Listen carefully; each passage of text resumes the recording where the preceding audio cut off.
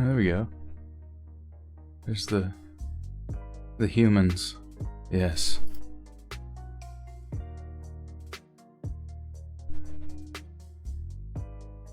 Oh, interesting. If you minimize it, it stops.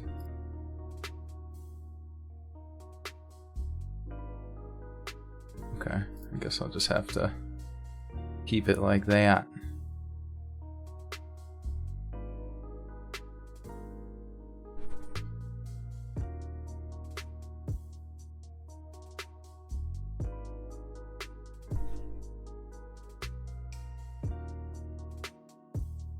Guys, welcome to the stream. This is kind of a late B-Day stream. Nina Love became a sponsor. Thank you. Welcome to sponsorship. I still gotta figure out some better rewards for all that good stuff, but the longer your sponsor, the cooler emojis you get. It's gonna be real cool. Just let me know if the how the audio sounds as far as voice goes and that kind of thing. We've kind of been, it's weird, even after a little bit of a week away from streaming, I've lost all of my previous knowledge. It just melts away. But yeah, guys, good news is, and you probably have seen some social media posts on Twitter or Instagram, as well as in the newest video. I had addressed the fact that, so a little bit of context, I guess, is that the YouTube narration community has been getting hit with I suppose a glitch that exists here on YouTube where they use a robot to analyze YouTube channels and basically because there's so many YouTube channels and that kind of thing, and I guess they can't really hire somebody to do it, so they created a bit of an algorithm to analyze whether or not channels are re-uploading content, whether that be from other YouTube channels, or I suppose in this scenario, it's at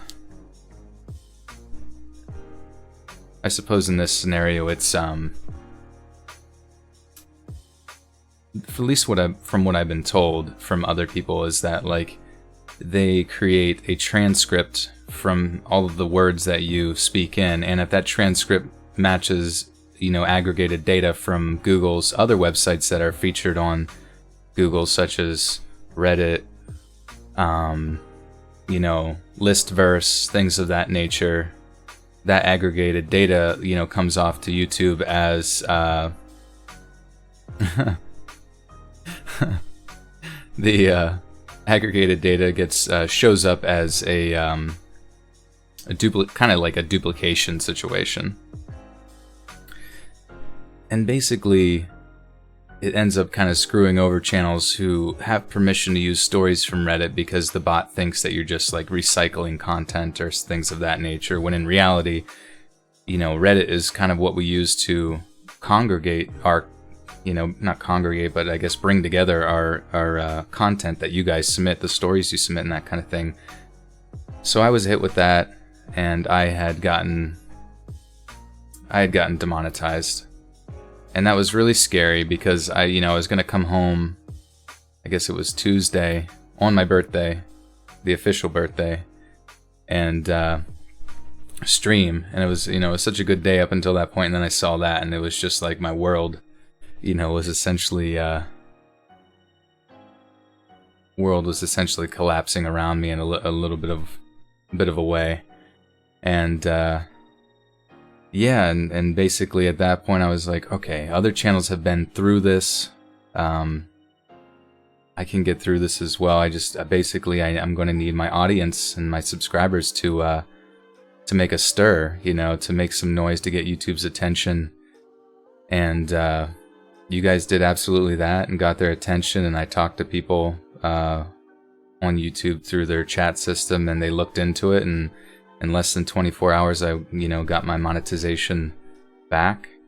And yeah, it was amazing. Like I really cannot thank you guys enough for making the noise that you did and letting YouTube know how valuable this channel is to you, I suppose, is really all I can say. So that was amazing. It really, really was amazing, and I'm so thankful for that, and I really appreciate it. It's insane. But got some donations here from 34 with the $5. Says, I hope you had a happy belated birthday. I'm glad your channel's monetized again. You deserve all the recognition you can. Thank you, 34. I appreciate that. Thank you. Yeah, it was, once I got it back, it was just like, kind of the way that it happened was, I messaged them again on the chat, live chat feature. I guess once you get to a certain point as a content creator, you get this live chat feature to speak with a representative, which is really nice. And, they said that there was already a ticket in for that, kind of to look into it. And she was forwarding that again to, look into it. And they did, and I started seeing ads pop up again, which I did was, I wasn't really able to tell once I got demonetized if ads were running to begin with, since it was such a short period of time. So it was hard to gauge any sort of, any sort of similarities. So I didn't know if ads were running because my video manager did not show the green dollar sign that you get whenever you're monetized on things. So it was very crazy. It was very wild kind of experience. And then finally those came back, and it was just such a relief just washed over me, where I'm just like, thank God, man. Thank God my life is not over, in the sense of, like, my life's not going to be over. And the channel essentially would have continued on. Obviously I would have been able to still post content, but my primary income essentially would have had to have been either from going out of my way to find sponsors, which is a very difficult thing sometimes, or, and then my podcast and all that kind of stuff. So, it would have been essentially kind of like rebuilding. And that's not the worst case, because I still had you guys as an audience, which I'm thankful for, that YouTube just didn't, remove the channel. That would have been terrible. But, yeah, it's tough to, it's tough sometimes to think that you were going to have to start all the way over and that kind of thing. Will Sharp with the $10 says, duck YouTube with a quack. Happy birthday. Thank you, Will. Thank you for the 10. Tony L with the 5 says, let's read. Happy belated birthday, man. I'm so glad the whole YouTube situation got resolved. Here's to many more videos from you. Thank you. Yes, I am so relieved, dude. It's just good to be... It inspired me to then put out a video as fast as I could, just to get back on that grind, Alnia Alice with the $2 says, happy birthday. Thank you for your services. Absolutely. It's like saluting a veteran. Thank you for your service. Your reading services. Oh, Gothic Rose, you became a member. Awesome. Thank you, Gothic, for jumping on board. And Ashley Wilson with the big 10 says, love listening to your videos. So glad that everything got fixed on YouTube. Me too. Feeling really good about it. Feeling really good in the direction the channel is going, and real happy that you guys are here to support me through that. Seriously, it was... I don't think I would have been able to get YouTube's attention without you guys, so...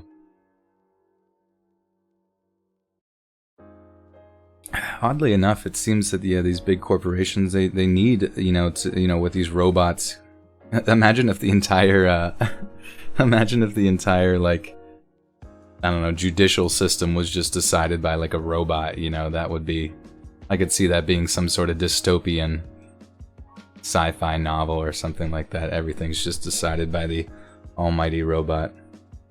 Electra Hart with the $5 says, hope you enjoyed your birthday, and I'm so happy your channel is back up and running. Sending love from England. Thank you. Oh, it's Buffy. What's up, Buffy? Burritosaur with the 20 kroner says, happy B-Day. Here, get yourself butter and socks. Oh yeah, we're all buttered up. Ready to rock. Thank you. Robin Mikalsen, what's up, Robin?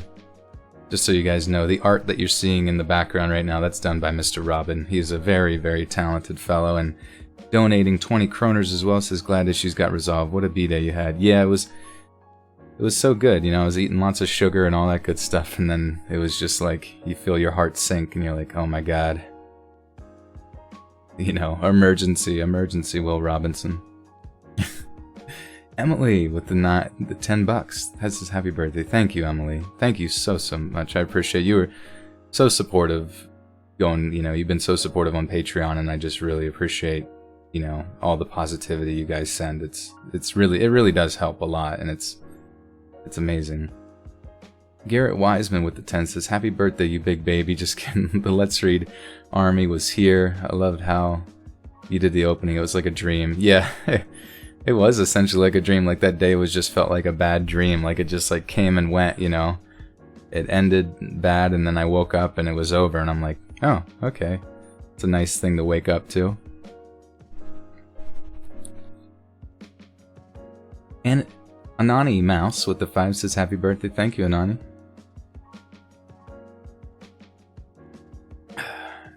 Isa with the 2 bucks says happy birthday. Thank you so much. Yeah, the one bad part too is that like I was still gonna stream, just to be like, okay, I guess I told everyone I would stream, and it was like made a bunch of announcements on stuff, and I'm like, now I feel terrible because I can't, do that for the audience or whatever, and everyone's gonna be confused.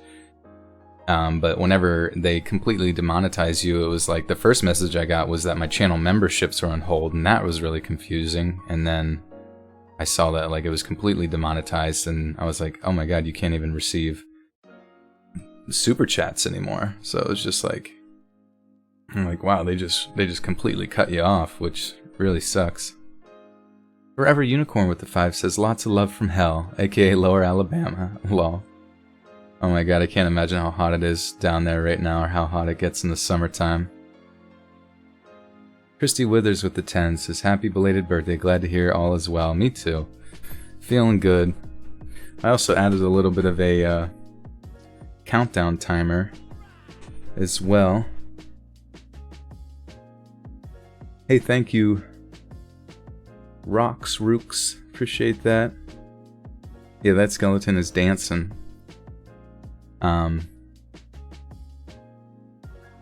But yeah, I got the little countdown timer, so now people know how long it's going to be before I start getting into the stories here. I just like to, before the stream starts, kind of just chill out with everybody and see what's popping. Yeah, it seems like, I don't know, the demonetization thing is scary sometimes because, honestly, YouTube exists because of the advertisers that it allows, or that comes to them and that kind of thing. So if the advertisers are not happy, or say that the advertisers kind of have like a strong connection to the old media, because the old entertainment, because YouTube is the future clearly, in the way that it's grown. So it's almost as if though, if you can put pressure, if the advertisers are sort of in conjunction with the old media and old entertainment, you can see why that old entertainment would have such a kind of fervent hatred towards individuals on YouTube, and just find any excuse, whether whatever language they use, to try to get people completely deplatformed and stuff. And it's scary to think, because right now it's kind of more towards the news-oriented pages, but which sucks, you know what I mean? Because it's just like, I feel that if they're providing quality outlooks on what's happening in the world, you certainly shouldn't punish them for that. But competition comes in many forms. Jamie Banwart with the 10 just says pickles. That's it, yeah. Honestly, pickles is happy birthday in Old English, I think. Thank you for that. Red Moth, what's up? With the 10 bucks says, I'm happy you're monetized again, but I can't say I was surprised to happen. Maybe now you'll consider other avenues of donations, i.e. crypto. I'll be the first to donate if you open a crypto wallet. Yeah, You know, I do have, you know, crypto from whenever it was that was the craze and stuff. So I have like Bitcoin and Litecoin and Ethereum and that kind of thing. I'll have to look up my wallet number, my wallet address, and that. It's because I don't know. I've been ever since it like blew up. I was excited, and then it started to die, and I just kind of like lost. Kind of kept it as like a back pocket investment, I suppose. DayQZ with the $2 says, "Hey, love your vids and watch everything upload." Thank you, DayQ. I'm glad. Yeah, hit that like button if you guys haven't already. I believe it helps to get more people in here, more people alerted. Hit the bell also for your subscription, so it will show up in your notifications of when new videos come out on the dot. Lils with the 10. Thank you, Lils. Says, "Happy belated B-Day. So happy everything is well again." Me too. It's so weird, like, it's so weird, like, whenever, like, things aren't going well, that's just, like, all you can think about all the time, all day, every day.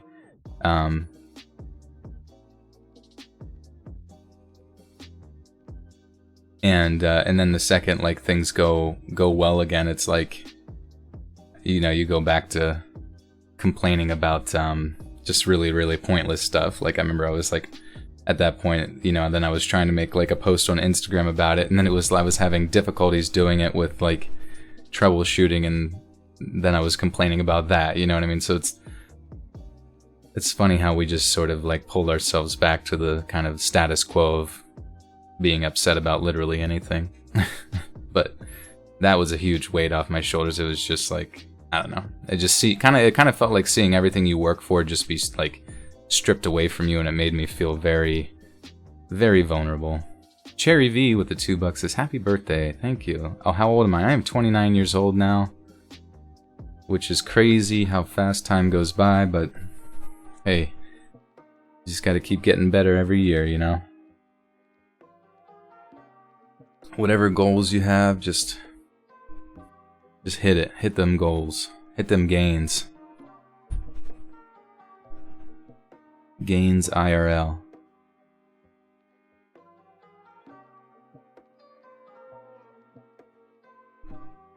But yeah, you know, as far as like, you know, horror narrators and people within the community who are getting hit with the duplication error and various other things completely demonetized, like, we really have to support each other and rally around each other, and just sort of, you know, whether that's through retweets or, you know, when someone is going through this, like, the fact that you guys showed me so much support, like, I didn't realize how much the channel really meant to everyone until I saw that, and that just kind of like, I was pretty floored just seeing the response, and so thankful, because I was like, this, getting people together in numbers is really important for getting things set right, you know, and so if I see anybody other, you know, narrators or individuals who are going through that, I'm going to really understand that, you know, experience so much more, because in the past I didn't think it was going to hit me, and yeah. Then it does, and all of a sudden your reality kind of comes crashing down. You're like, holy shit, this is real.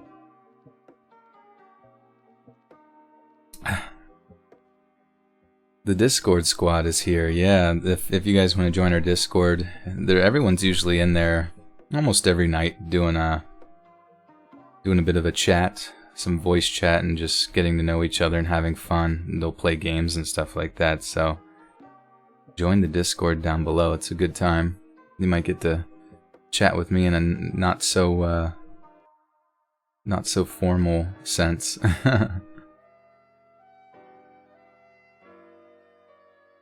Uh-oh. The countdown to the stories. Yeah, Paranormal Scholar was hit with that as well, guys. So I retweeted that on Twitter, and I mean, if you guys are into their channel, or even if you're not, you know, I would highly suggest supporting them either with your tweets to YouTube or, you know, retweets and stuff, because the claims that came up for why it got demonetized, they're always just nonsensical. So it's clearly just like a bot, you know, making a mistake and misrepresenting the content for what it isn't actually, you know. And it's like, if their channel, got to 200 and some thousand subscribers, it's like I'm pretty sure they're doing something right here on YouTube. You know what I mean? Jackie of Another World with a 5 says, "Happy belated birthday. Go do something that's so wrong." Oh, sorry, that blew my ears out. I did not expect that to make a noise. Sorry about that, guys. I actually thought, I was like, what in the world is that? Lauren Inversion with the $1. Thank you. He said, "Do something that's so wrong but feels so right." Oh, there's so many things in the world that could involve.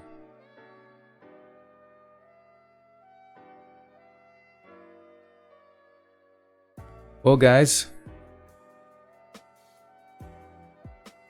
it's time to get this dummy thick stream on the road.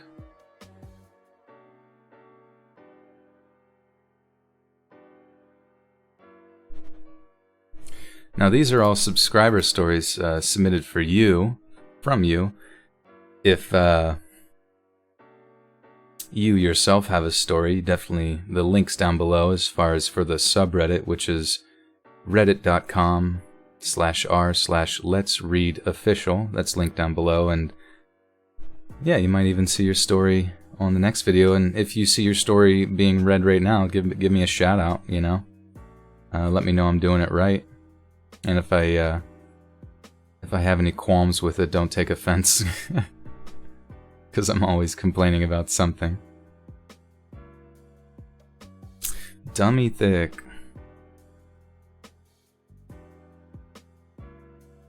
Alright, we're switching over from this. In case you wanted to know what this music was, it's no copyright music, chill, lo-fi hip-hop beats, free, copyright-free, lo-fi hip-hop, chill-hop music mix. It's longer than my titles in my videos. We're going to be switching over to Iron Cthulhu Apocalypse.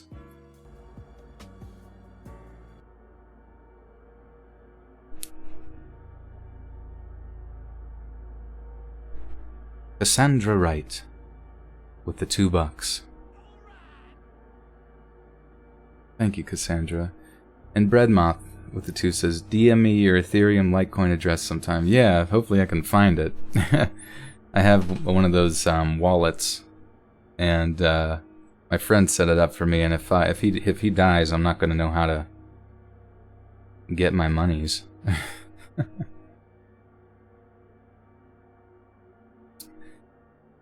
Synthwave is good. My roommate, my friend, he just released a Synthwave EP.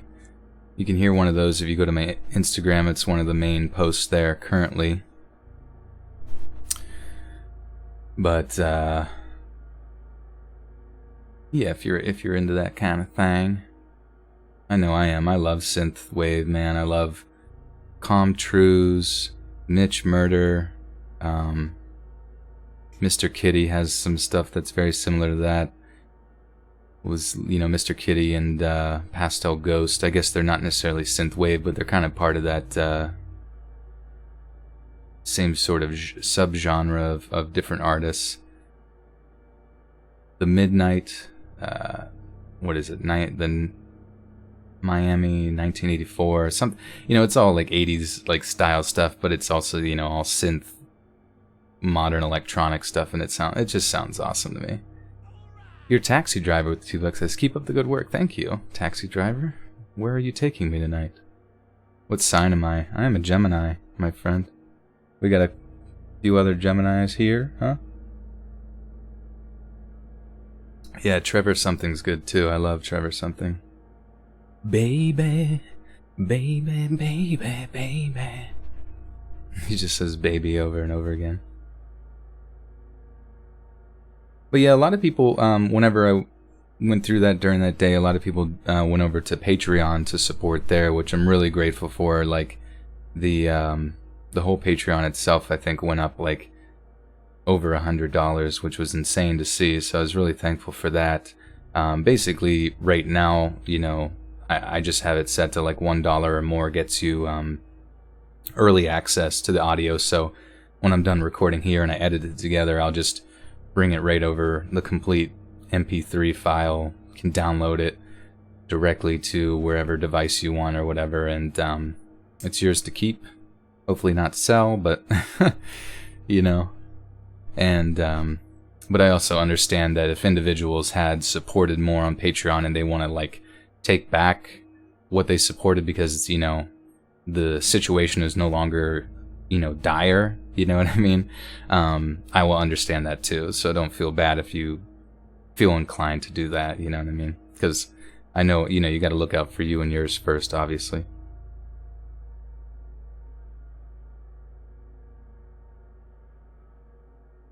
Alright, so this first story, I guess I won't be telling people's names who submitted them. I mean, I'll link it in the final video, but I just don't want to, like, talk about anybody's names in the middle of a stream. But Kareen E with the $5 Roonies says, happy birthday and thank you for the great entertainment. Thank you, Kareen. Absolutely. Enormous Jeans with the 2 says, happy birthday. Glad you're happy again. I know. It's weird, yeah, you just, like...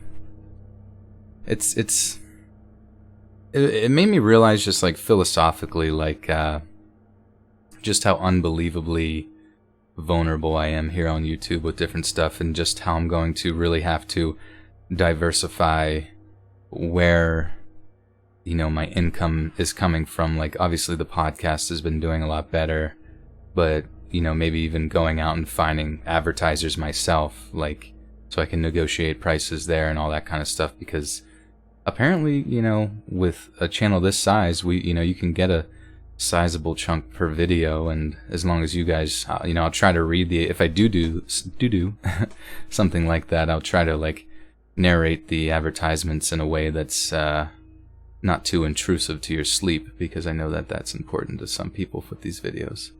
Anthony DeSantis with the $5 says, started watching your videos and they're great. Love your cryptid story reads the best.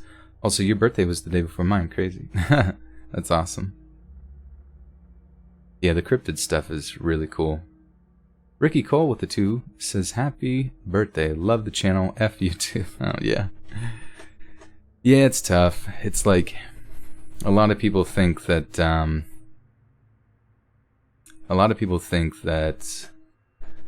you know, the content creators or the people... They think the content creators are the consumer, you know, or even the people that watch it are the consumer. But the consumer, in a very strange kind of odd sense, is the advertisers. And we, as the content creators, we are the product.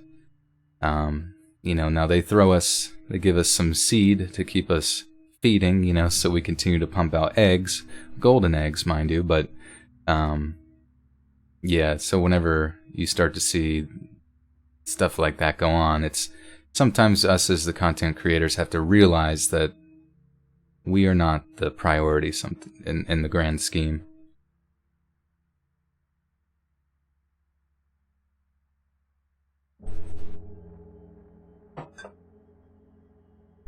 Okay. This story happened when I was 16. I had just gotten my first job in my local cinema. I started off working on the concession stand, and I for the most part enjoyed my job. I got along well with everyone who worked there, especially my supervisor, who was a young boy who was only 2 years older than me. Shit. Dollar Shave Club, yeah. Is that a vacuum in the back? Uh-oh. Does it sound like a vacuum? I really have to upgrade my streaming equipment, because even though the voice does sound relatively okay, I kind of have like a lavalier mic set up. I really need to upgrade to something a little more serious. And, yeah. Oh yeah, you're gonna hear a lot of mistakes here tonight, guys. It's so hot in my room, but I can't really run a AC or I'll interfere with the audio. Yeah, it's tough sometimes. Like, I make so many mistakes because, like, the pacing of stories, like the grammar and stuff, you just don't know where the pauses are going to be coming. Anyways, hey, there's Spooky. Hi, Spooky.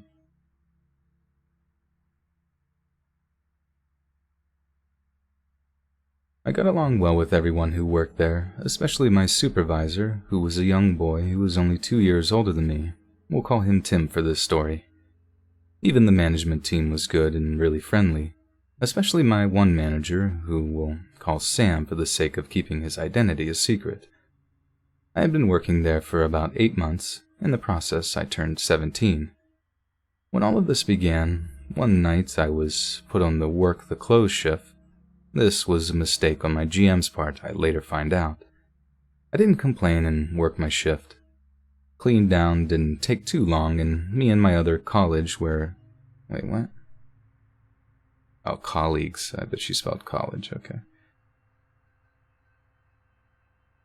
Cleaned down didn't take too long, and me and my other colleagues were done at about midnight. After finishing, we go and sit in the office with Sam to keep him company while he cashed us out till... Wait, what? Cashed up our till... Oh, okay.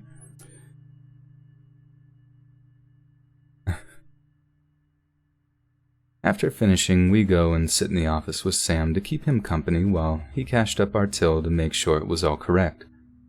Once he confirmed it was correct, we were allowed to leave. My family were unable to pick me up that night because my mom's car had broken down. My grandparents were away on holiday and my stepdad was a complete jerk. So I began to walk away. I began to call a taxi, but Sam called me back into the office and said he would drive me home. I objected politely, but he insisted. So once he finished up, he walked with me to his car and we began to drive to my house, which was a half-an-hour drive. This is weird. The whole was he kept his hands firmly on the wheel. What does that even mean? The whole was he kept his hands firmly on the wheel so much... The whole was...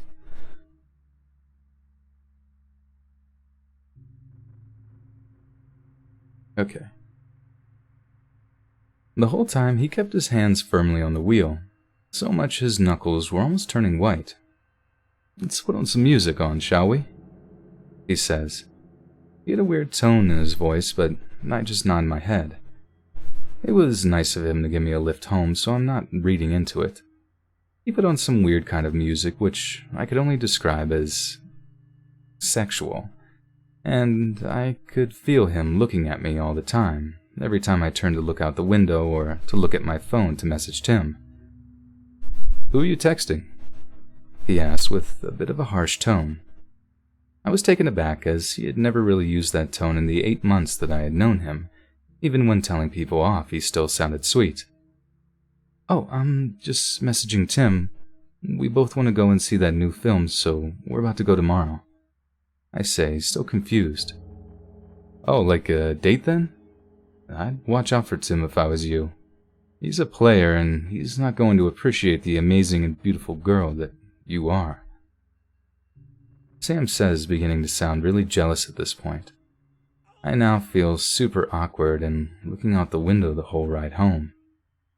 The drive felt like it took forever, but eventually we got to mine, and I thanked him for the lift and he sped off. Not that shit. Dude, I'm sweating so much, oh my god.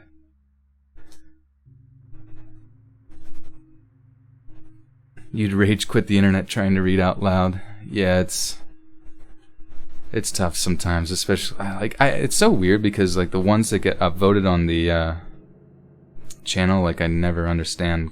I mean, it's not terrible. I just hopefully the subreddit grows to the point where there's more than just like 10 upvotes on a post, so that we can really gauge which stories are actually trending well or doing well. Yeah, definitely some swamp ass going. We're just gonna go full skivvies.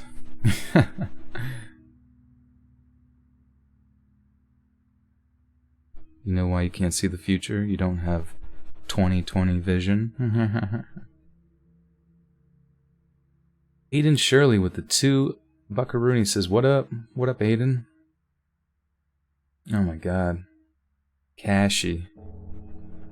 She's in the building. And she's throwing the bones down with a $100 donation. She says, Dad, happy belated birthday. I literally missed all of the drama, but I'm glad everything is fixed. I love you. Thank you. I love you too, Cassie. That's so generous of you, and thank you so much. Yeah, be thankful you missed all the drama. Yeah, let's get some chanting of Cassie. Yeah, thank you so much, Cassie. That's insane.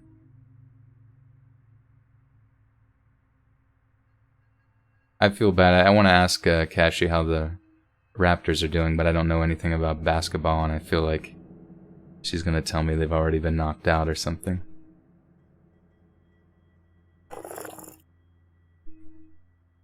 Also, if you hear that noise, it's just me taking a sip of water.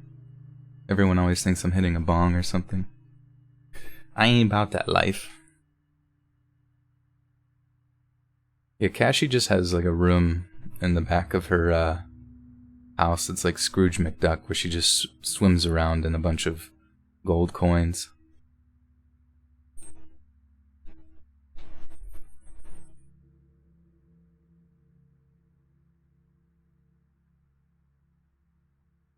Now that I thought, that was really weird. I told Tim about this, and he agreed with me that it was weird, even for Sam. A few days later, Sam found my Instagram page and requested to follow me. Nothing unusual. I had nearly every person who worked in the cinema on Facebook and Instagram if they had it. But as soon as I accepted Sam, he began to message me and comment on how attractive I was. I would never class myself as amazingly attractive, but with some makeup I do look quite pretty. What crap.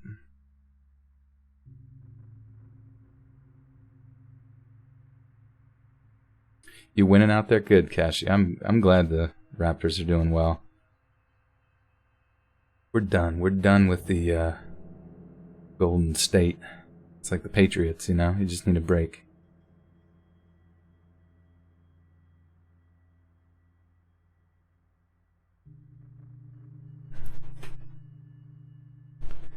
Again, messaging me how attractive I was. Quite pretty, now that I mentioned it before. Man, dude, I don't even know what the hell is even being said right now. Now, was I mentioned before? Oh, now, okay. Also, if you guys submit something, just proofread it like once or twice. Send it to your friend to read it over, just so it just grammatically makes sense. It just makes the whole process so much easier. Now, as I mentioned before, I am now a 17-year-old girl, and my manager Sam was in his mid-30s. He carried on commenting on how cute he thought I was and how beautiful I was, often calling me babe and letting me know what he was thinking about. I carried on working there until I reached 18, and then I handed in my notice and went to work for a world-famous bar franchise. I was happy to be out of there and away from him, as when I hit 18, he began telling me how much of an amazing body I had, and how he could look at me for hours. Once I left, I thought that would be the end of it. Once I left, I stayed in contact with Tim, and he said how Sam had blamed him for me leaving, and he was making it difficult for him to work there. I had been in my new job for about 4 months at this point when I get a message on Instagram for Sam telling me how all of my sexy outfit videos were the highlight of his day and how much he missed looking at my little body. I ignored him and carried on with my job. He kept offering to give me a lift home, and about how that night when he gave me a lift home, he wanted to kiss me and make his move. I asked him to leave me alone at this point, telling him if he didn't stop I would report him, but his messages got more graphic, and he went into detail what he wanted to do to me, all the things he fantasized about. I decided at this point I had had enough and blocked him, but he made another account, and once I would block that one, he would make another, and then another, and safe to say, the guy is set on having me. I'm 21 years old now, and he's still messaging me. I'm beginning to feel like this nightmare is never going to end.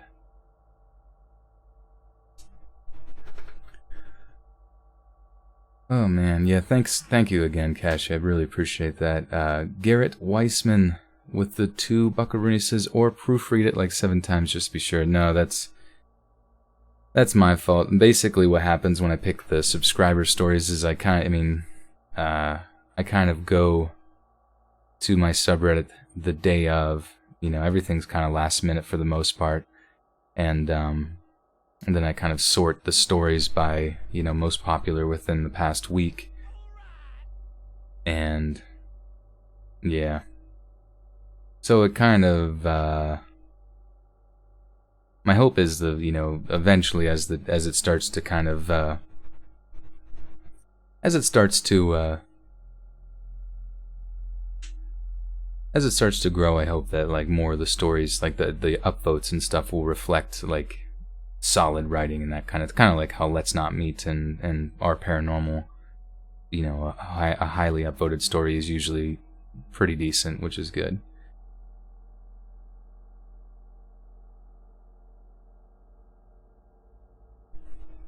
Niha, thank you, appreciate it. Niha. So this one.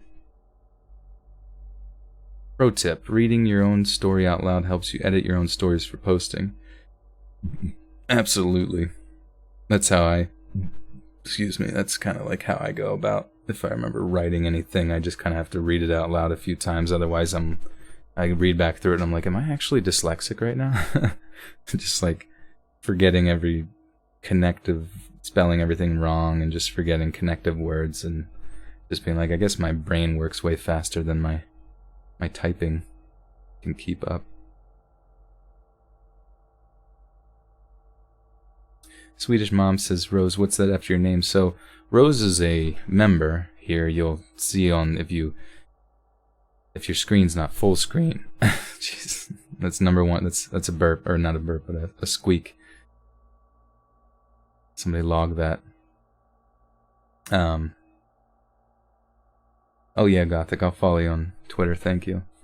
But yeah, Gothic is a member, so if you click join, you can become a member and you get like little custom emojis and different stuff like that. But it's just like another way to support a channel. Samantha, it is your birthday. Hope it's super spooky. Thank you. Thank you. It is your birthday. Natalia Salinas with the 1 buckaroonie. Also, my friends, for my birthday, they got me like this wooden monkey giving the middle finger, which is funny, so that's kind of up near my second monitor. And then they also got me this hat that has kind of like running light, pixel text going across it, but it's like electronic, so it like moves from side to side, or you can, using an app, you can write whatever you want in it, make it say whatever you want, and make it do a bunch of cool little things. So I think whenever I go to VidCon in July I'm gonna have to say something like, I am Let's Read. This is Let's Read. Or just say Let's Read. Mr. X is here. Oh, sorry, I wasn't supposed to shout him out. My bad. Everyone get him. Tackle him. Give him a squeeze. Cashy, I will follow you as well. I'll follow you into the depths of Hades.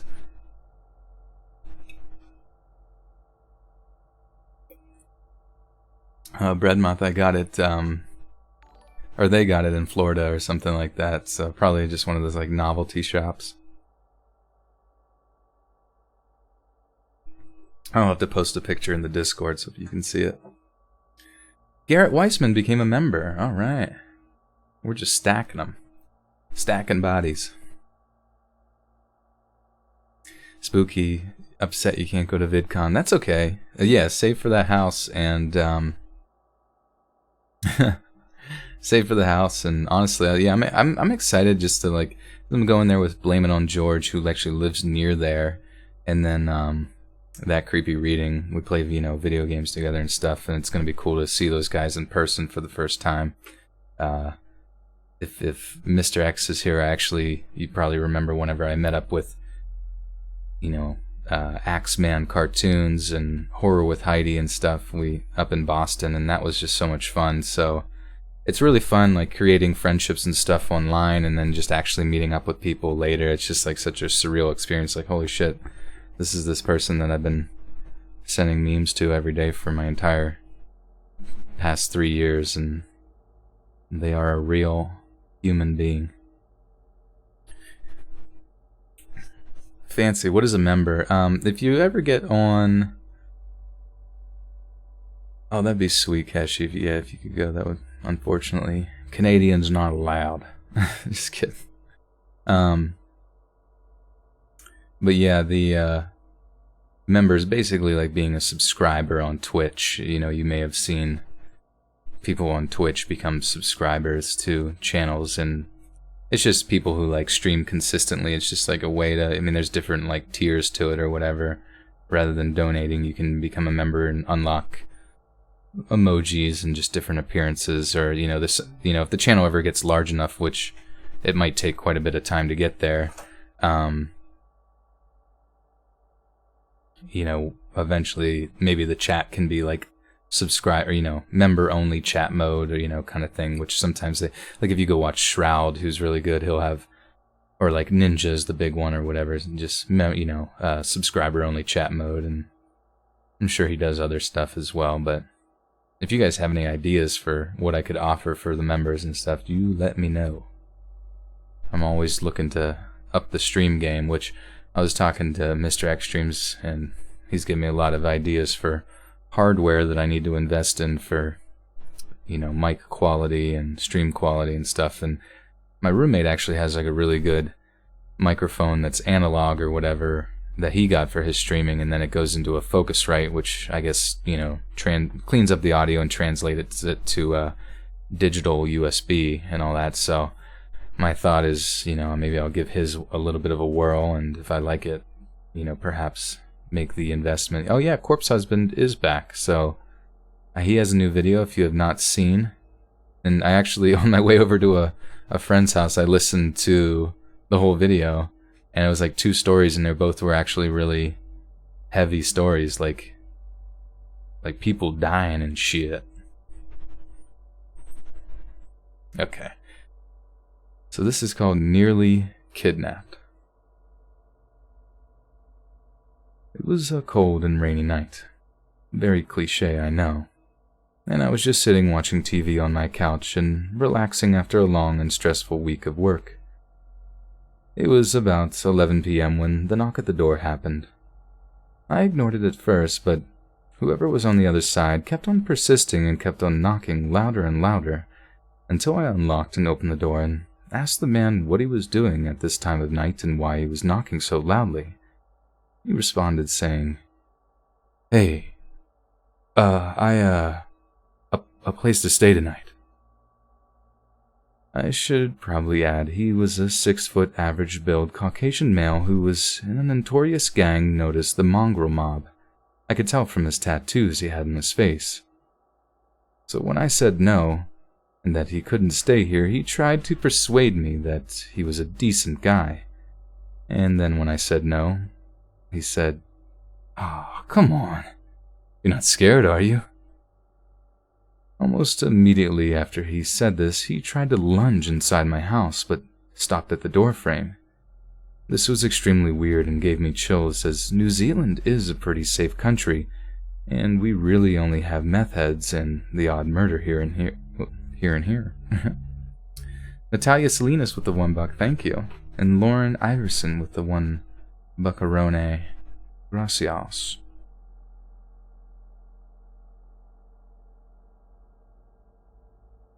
This was extremely weird and gave me chills, as New Zealand is a pretty safe country, and we really only have meth heads and the odd murder here and there. Of course, I shut my door and locked it, then yelled through the door for him to screw off before I called the police. When I did this, he yelled at me and called me useless, and that I was going to feel his wrath for not letting a nice man with no car and no place to stay on a stormy night in. When I went back to my living room, I peeked outside the window, hiding behind my curtains. I saw him walking down my path, getting into a black 4-wheel drive, and peeled out of my neighborhood. Needless to say, I rang the police right after I witnessed this,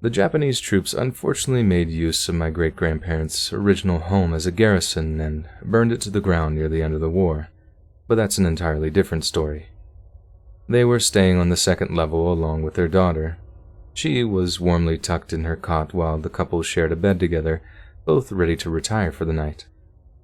Around the wee hours, my aunt abruptly woke up to the sound of creaking and rustling. Her eyes darted from corner to corner, trying to connect the noise to its source. In her horror, she sees a silhouette belonging to a man of average build through the open window by the foot of their bed. The cool night breeze increased the tension tenfold as the trespasser slowly peeks inside, looking for a way in. My aunt stayed still as a rock in bed and pretended to be asleep. As the man withdrew from the window, she quietly shakes her husband awake and quickly fills him in on the situation. They could hear the man's slow and heavy footsteps on the garage's roof, which was directly beside their bedroom. It went further away and stopped in front of the next room's window, where my aunt's younger sister slept soundly. They presumed he was inspecting feasible points of entry and was weighing his options. This is the time to act, my uncle thought. He nimbly crept his way towards the window and crouched to the side, making sure that he wasn't visible from the outside. My aunt continued pretending to be asleep as both of them hear a pair of footsteps grow closer and closer. The man stops and peeks through their window. Uncle musters all of his strength and jerks upwards, then in the loudest voice yells directly in the Pizza and ice cream and the beach and wine, oh my.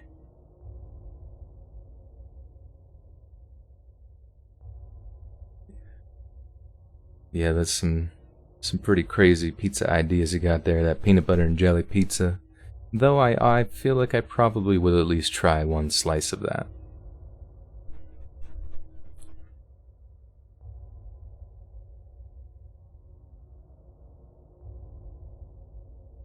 Uncle musters all of his strength and jerked upwards. Then in his loudest voice yells directly into the uninvited guest's face. It wasn't even scary or psychopathic in nature, but more of a comedic bah-ha-ha-ha laugh. However, it was probably more than enough to traumatize the poor guy for life, as he yelped and clumsily stumbled backwards while making a huge racket. He then proceeded to haphazardly scramble over the barbed wire lace concrete wall that separated my grandparents' property from the neighbors. Everyone woke up from the commotion, and my grandpa, who was a retired cop, immediately scanned the perimeter. When the sun was finally up, they had another look around and spotted splotches of blood on the roof and a worn-out loose slipper that was stuck between the barbed wire. The home-invading Cinderella was never caught, nor did he ever return for his slipper. Out of all the home-invading incidents that occurred prior to...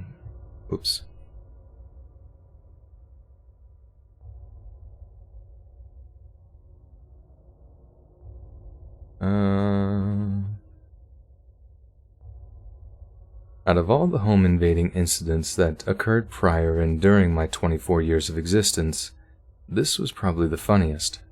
But I've babbled on too much, so I'll save the others for the next time. No matter how safe you think your neighborhood or community is, exercising a bit of caution won't hurt and will save you from potential harm. Always lock your doors and check for any possible entrances. And to the guy who left his slipper, we're living in hard times, but I hope you're doing okay.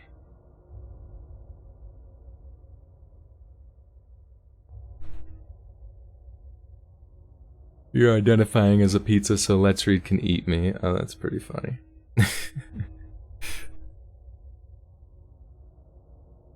I will devour all pizzas.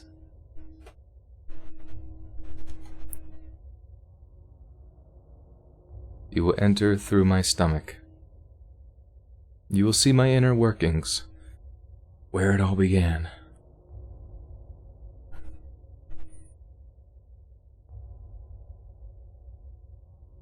I'm jealous of food, to be honest, because whenever I eat it, they get to see my innermost demons. My poop.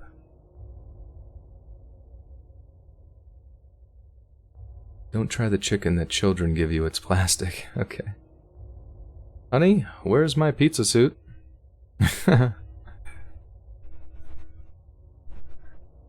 Oh no, let's read his Team Pineapple on Pizza bet. Hey, I'll try anything once. This happened when I was only 5 years old, so most of the information I gathered was through my parents. I lived in the middle-class neighborhood in Chicago in a 2-bedroom apartment with my parents. The apartment building was gated and you needed a passcode in order to enter through the front. The back side of the building, however, was open and led to the alleyway where residents could throw out their trash, which was common in Chicago. My upstairs neighbor was a woman around 40 years old who lived alone with her cats. I know, cliché, but she was a sweet lady. One time she went on vacation and asked my parents if they could feed her cats, and she left them a key. While she was away, my dad tried to enter her home to feed her cats, however, the keyhole wouldn't budge. My dad felt bad, but he couldn't get in to feed them until the lady came back from her vacation. My father was so apologetic for not being able to feed them, but the lady nonetheless understood and even offered to show my dad how to turn the keyhole, as she went on vacation often and needed someone to tend to her cats, so my parents kept the key on the key hook. My mother worked a 9 to 5 and my dad worked night shifts in order to not have to leave me with a babysitter. My mother and I often stayed up and watched Friends together. I swear this is where my love for the show developed. But anyway, one night, as usual, my dad was off at work working his usual night shift, and my mother and I were up at night watching our show. Oops.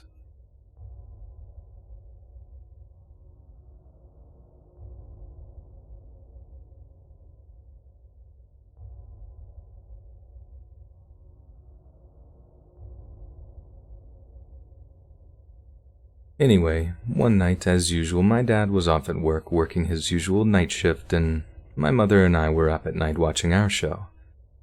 While the show played and my mother recounted hearing footsteps upstairs, but not the usual set of footsteps followed by the patter of the kitty's paw steps. No, this was multiple footsteps and muffled talking. My mother didn't hear any screaming and just heard some music playing. As this was a Saturday night, my mother just thought that the lady upstairs had company over and didn't think much of it.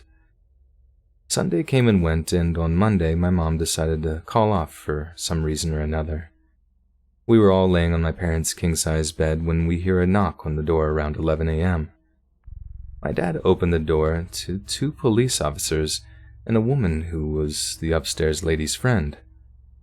The police, along with the friend, explained to my parents that the lady had failed to show up to work, which was not like her, and she was not answering her phone or her door. The police officer asked if my parents had seen or heard from her, but my parents said no. My dad remembered that he had a key and offered it to the police officer. My dad joined the 2 police officers and the lady's friend. When the officer went to put the key in the keyhole, it wouldn't turn, so my dad jumped in and showed them how to open it. According to my dad, the 2 police officers gave each other a strange look but continued to enter the apartment as the friend and my father followed. They were greeted by the cats, but there didn't seem to be anything out of place until they reached the room at the end. When they walked in, they found the lady with a pillow over her face, blood-stained clothing from what looked like stab wounds. The friend cried out hysterically, but was held back by an officer and my father so as not to taint the scene. The other police officer began to call in the wellness check turned. Oops. Chips on pizza? No way, dude. Thin crust. Yeah, I'm not really about that thin crust life. I definitely, when I was in Chicago one time, I had their deep dish, and man, that was something else, let me tell you what. But I definitely like more kind of thicker, doughy crust. Pizza time.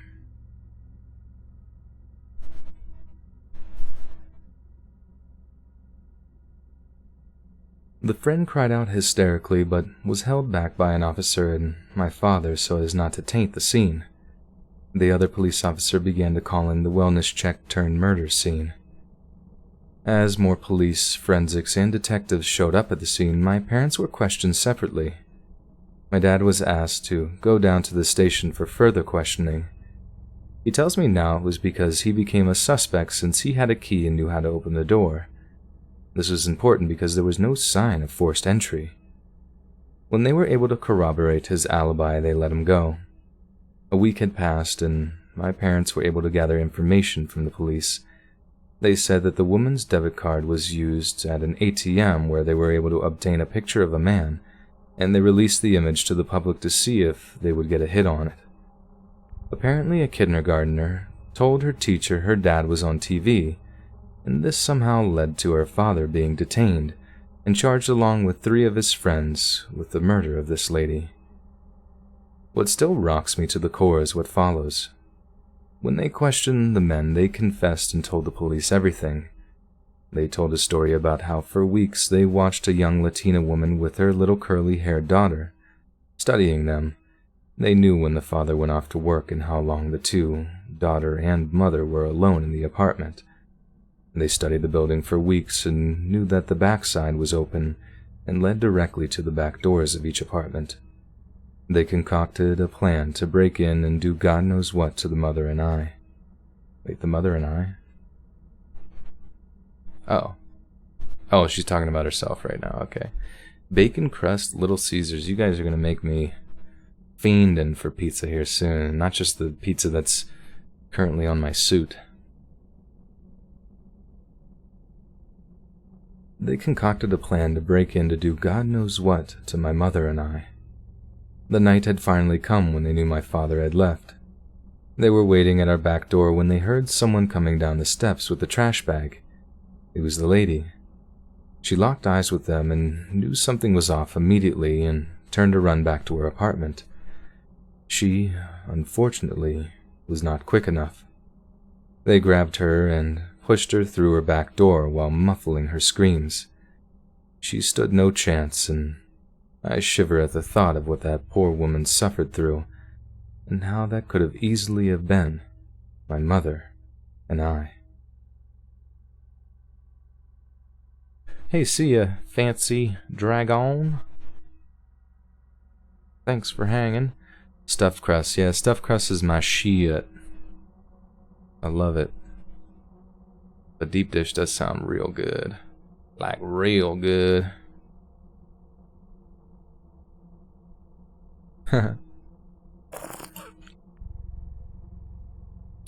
Jules, that is okay. Tardiness will not be held against you this time.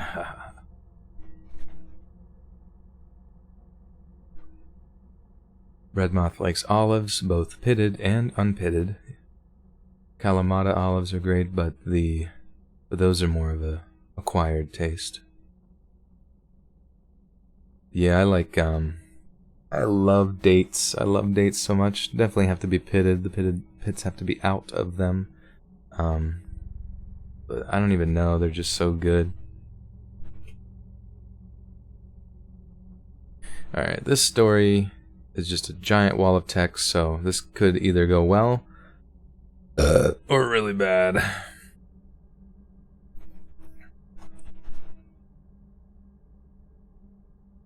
Oh, they're gonna tell. Okay, so I've been subbed to your channel for quite some time, and I never had anything like this happen to me until today. My name is Alice. Okay, we'll start there. My name is Allison. I'm 19 and I have a 1-year-old baby boy named Scott. We live at my mom's house, who was with me when the events unfolded. When we arrived at the Walmart in our area, my mom went into the store while I went over to the part of the entrance that has the carts and proceeded to put Scott in the children's seat. I got the awful feeling that someone was looking at me, so I turned around. There was a man there. He was about 5'8" and maybe 180 pounds and had a full-grown beard. He looked to be no younger than 30. We locked eyes for a second and he gave me a small smile. Not wanting to be rude, I returned the gesture and proceeded to run into the store after my mom. We were in the store for about an hour, and we saw him in every single aisle we were in. I figured it could be a coincidence considering the store itself was pretty small. Towards the end of our shopping trip, my mom realized we forgot to grab a package of juices for the house. She took the cart and Scott so I could run to the back of the store and get some. On the way back, I saw the man not far behind me, and he looked like he was headed towards the checkout line. However, he also noticed me and made eye contact for longer than I was comfortable with. I hurried up to the back, got what I needed, and hurried up to catch my mom before all of our items were scanned. I turned the corner at the end of the aisle and crashed full force into the man. "Hey, little lady, be more careful," the man said to me as I just about fell to the floor. I'm only 5'2", 99 pounds, so he was a bit bigger than me. I gave him a small laugh so he didn't think I was ignoring him or being disrespectful, and I went to catch up with my mom. After we paid, we went to get our receipt scanned at the door, and I heard, "Excuse me," from behind us. My mom and I both turned very quickly. We thought it could have been the man that rung us up, but unfortunately, it was the man who followed us around the entire God-blessed store. "I just wanted to introduce myself," he said, stretching his hand out to me. "My name is Charlie." I looked at my mom, and she looked as confused as me. I shook his hand, and he asked my name, refusing to let go of my hand. I said I was in a hurry and had to get the baby home. Thankfully, Scott was being extra fussy, and I was able to gesture towards him as a reason why we were rushing away from him. Charlie then went, "Oh, I was going to ask you if you were interested in going out sometime," he said, his grip getting tighter on my hand. In that moment, I didn't care if I seemed rude or not. I yanked my hand from his and grabbed the cart from my mother, who was still frozen, just as surprised as me at what had just happened, and borderline sprinted out of the store. We got Scott in the car, loaded the groceries into the car, and out of the whoops. Reverse. Sophia, what you talking about mayonnaise for? You're not putting that on your pizza, is you? Oh, you're talking about pickles. Pickles and mayonnaise. Now there's a late night snacky. I remember one time, like my buddy is a vegan, and I had like cheese sticks that are wrapped in like salami, and I was like taking them and dipping them in mayonnaise and eating them, and he was like, "So you're eating emulsified cow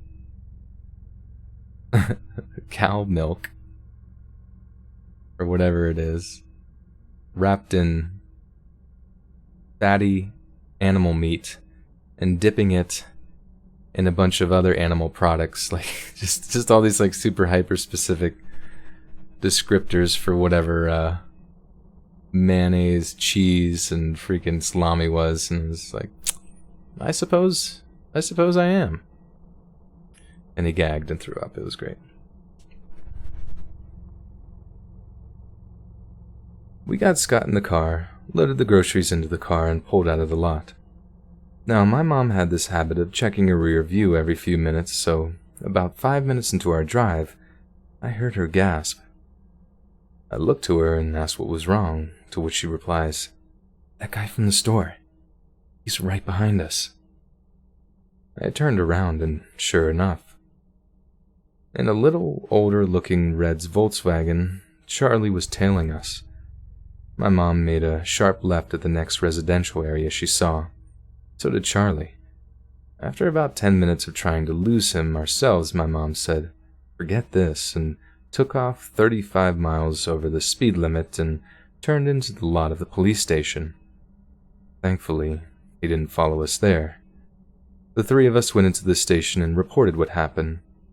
It doesn't seem like much, but it chilled me to the bone, just thinking that not only did he pursue me in there to God knows what end, but going as far as to follow me home.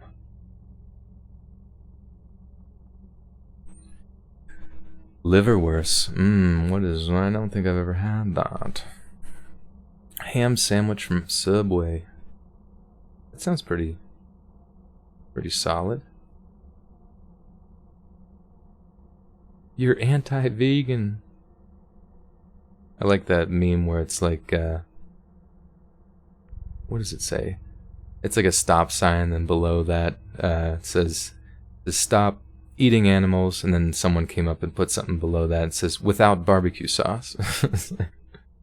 Summer Cat with the $5 says, haven't been able to donate in a while because of losing my job, but back now. Happy late birthday. Love your content as usual. Summer Cat, I'm sorry. I'm really sorry about the losing of the job situation. I hope that obviously you deal with everything that you need to before donating, but I seriously appreciate that.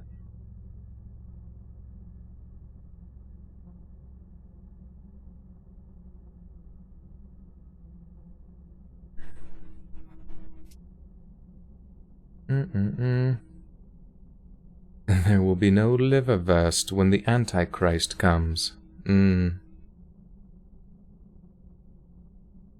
Yeah, Breadmouth.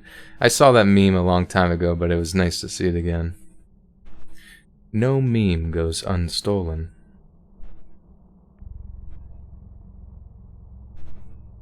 Yeah, if you come to our Discord, we have an endless supply of funny memes. This one's called The Back Roads. Pancakes, yeah. Yeah, I like... What did I have on my birthday? We went to a breakfast place, and I got a Cinnabon, and they told them it was my birthday, so it was funny. They brought out...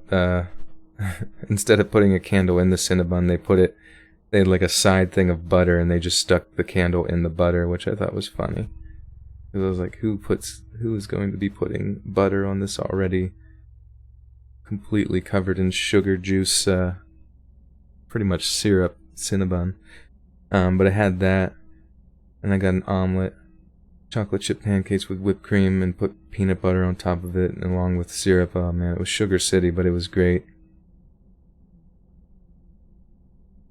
Honestly, I sort of, like, I do CrossFit working out, but I also kind of half want to just get like a personal trainer or something like that, and do bodybuilding, just so I can eat whatever I want whenever I want. That would be pretty ballin'.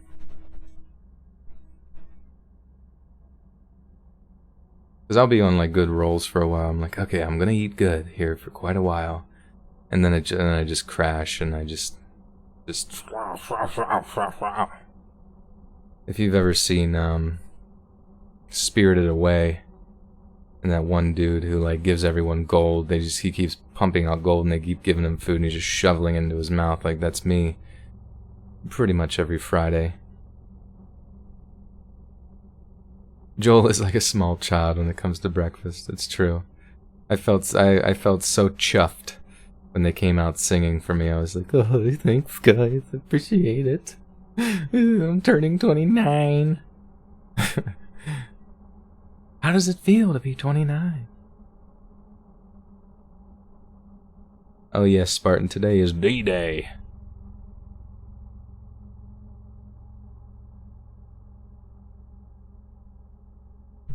If you've never seen Saving Private Ryan, the D-Day scene in the beginning is like one of the most emotional and intense scenes I've ever seen in a flick.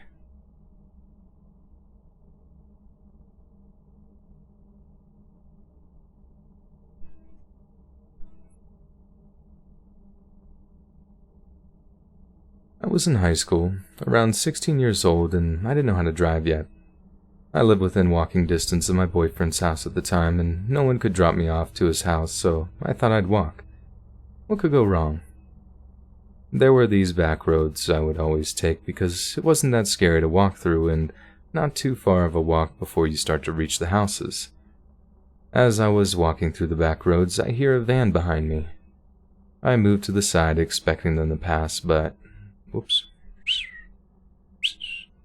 Shaving Ryan's Privates. Now that's the sequel we need. Beefy Mick What Now? That's a great name. $2. I seriously love, like, that the internet just takes everything and turns it into, like, an autistic meme. Like, I see the profile picture of, from Jimmy Neutron, and his name Carl. Carl! Or no, it's Carl, his other friend, I forget.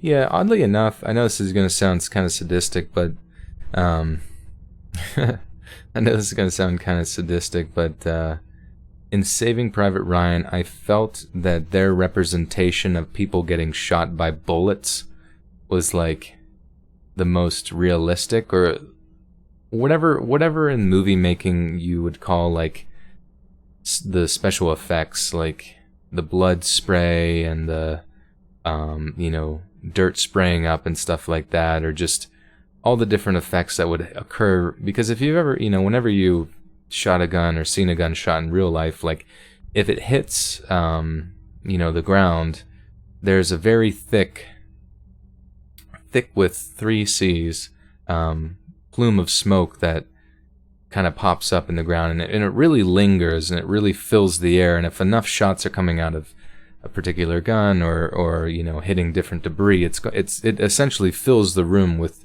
tons of, you know, debris and things you don't want to inhale and all this kind of stuff.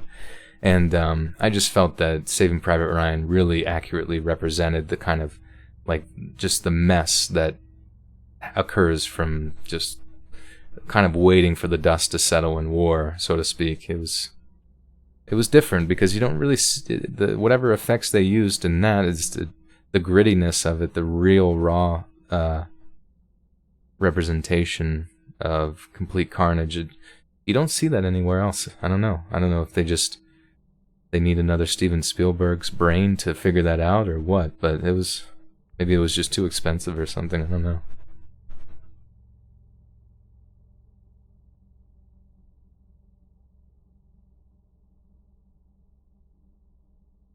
There were these back roads I would always take because it wasn't that scary to walk through, and not too far of a walk before you start to reach. Man.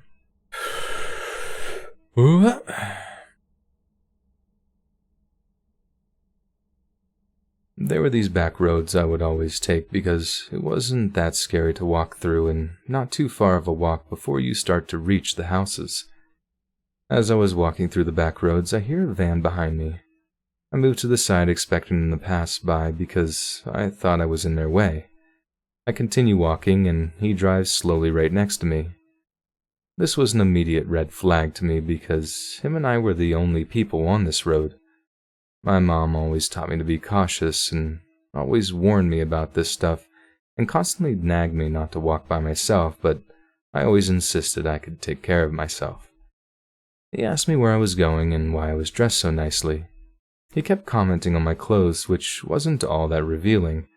I was wearing skinny jeans with a blue tank top. I looked at him and didn't bother replying as I walked faster.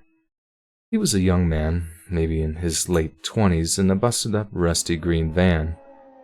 He looked very messy and sketchy. I was hoping he would take the hint and just leave me alone, but he just kept following me and calling me. I heard him stop the van and open his door. That was it. I ran as fast as I could until I reached the group of houses. I was desperately trying to find some people hanging around outside, but couldn't find anyone. This lunatic was still trying to follow me from afar as I searched. I finally see a bunch of elderly Filipino men and women and explained to them what was going on. They didn't seem much help and didn't seem to care too much about my situation, so I choked on my spit. I need to reset this song. Yeah. Set the mood. Somebody donated. Miss Molly with a 3 buckaroo says, "Happy belated birthday. I'm glad you're still getting that coin, BB." Thank you. Me too. Holy cow. Well, I mean, I guess, like I said, I would really have to get creative with going forward with the channel. If anybody has any sort of ideas for finding, I've gotten some great people that whenever this the demonetization thing hit me, some people were emailing me in relation to finding advertisers and different websites that go about that, and so I was really thankful for that. But I'm always open to I'm always happy whenever people give me, some insider tips on stuff, because even at this point of 500,000 plus subscribers, like, still doing my best to learn, Oh, NC made a Twitter just for me, thank you. Trying to get the Instagram followers up. That's what I'm trying to do, because if I can get to 10,000 followers on there, I can start, on my stories, you can swipe up and go directly to the video, which I don't know if that matters or not, but maybe it does to some people.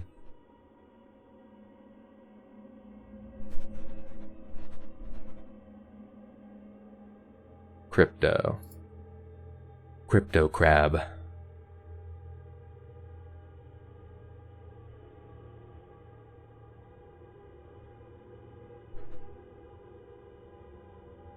They didn't seem like much help and didn't seem to care too much about my situation, so I walk away still cautious of the man trying to follow me. By some miracle,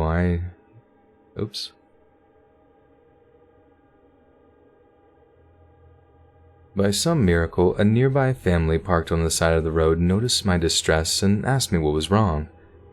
I explained to them what was happening to me and offered me a ride to my boyfriend's house. They were a Japanese family of 4. By surprise, I recognized the daughter because she went to my school. We arrived at my boyfriend's house, and the family made sure no one was following me before I left their car. I never saw that green van again. Now, for a while, I was scared of green vans and made sure to never walk dangerous routes. I never told my mom because she would never let me go out ever again. I made sure to thank that girl and her family when I saw her at school. I'm thankful that I'm alive and well.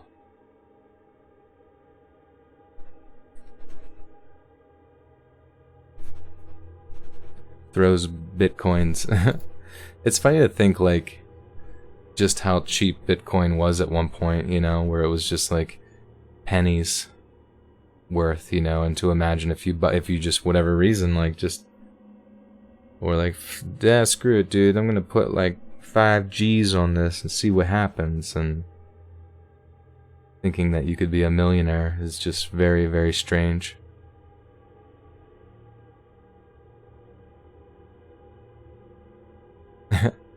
Yes, Breadmouth, you must. Strip naked. I think we get into some paranormal stories here now. Which, this one's a longie. A long dong silver. It's called My Stepdad Saved Me from a Wendigo Skinwalker.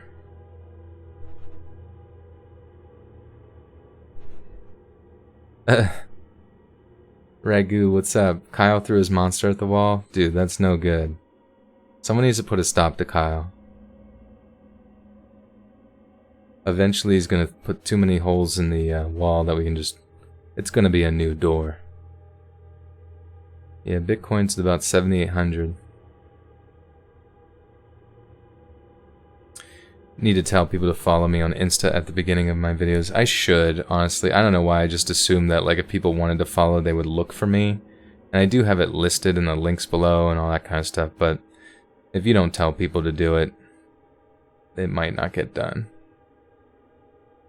But I also, like, all the opening of my videos are always, like, really chill, like, animation, music type things, so I just never feel super inclined. But maybe I can find, like, a, some sort of, like, PNG video overlays that can, like,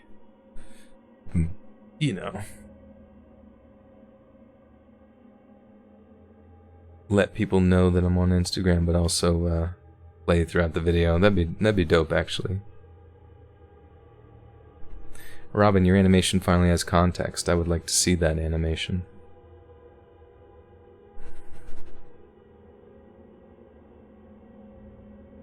When I was younger, between 3 and 11 years old, I lived in a trailer with my stepdad, mom, and my younger brother. We lived in a very small town in northern Minnesota. The town was less than 100 people.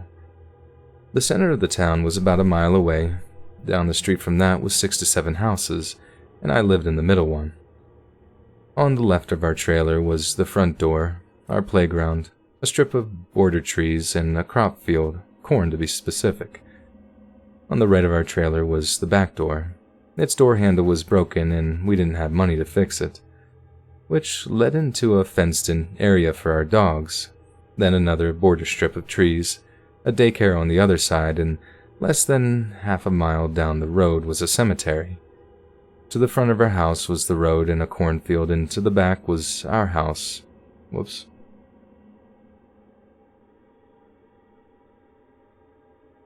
To the front of the house was the road and a cornfield, and to the back of the house was our backyard, which was bordered by tall, thick weeds, an empty field with a trail that led from our house to the woods, which was a little less than half a mile from our house. We were very poor at the time, which is why we could fix a lot of things in our house. Which is why we could fix a lot. I think couldn't.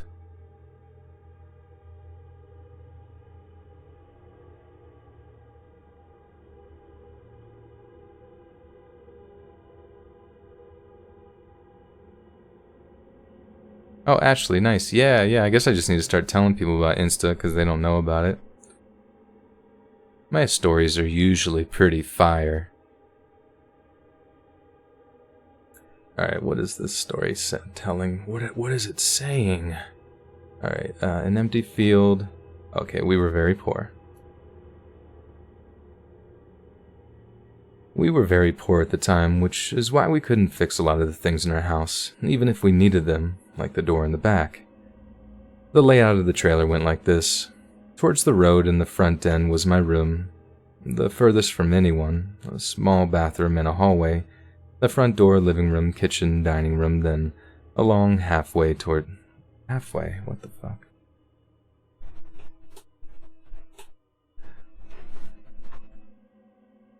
Then a long hallway towards the back. On the left side of the hallway, more towards the back than the kitchen, was my brother's room. Right across from that was the back door, then in the very back was my parents' bedroom.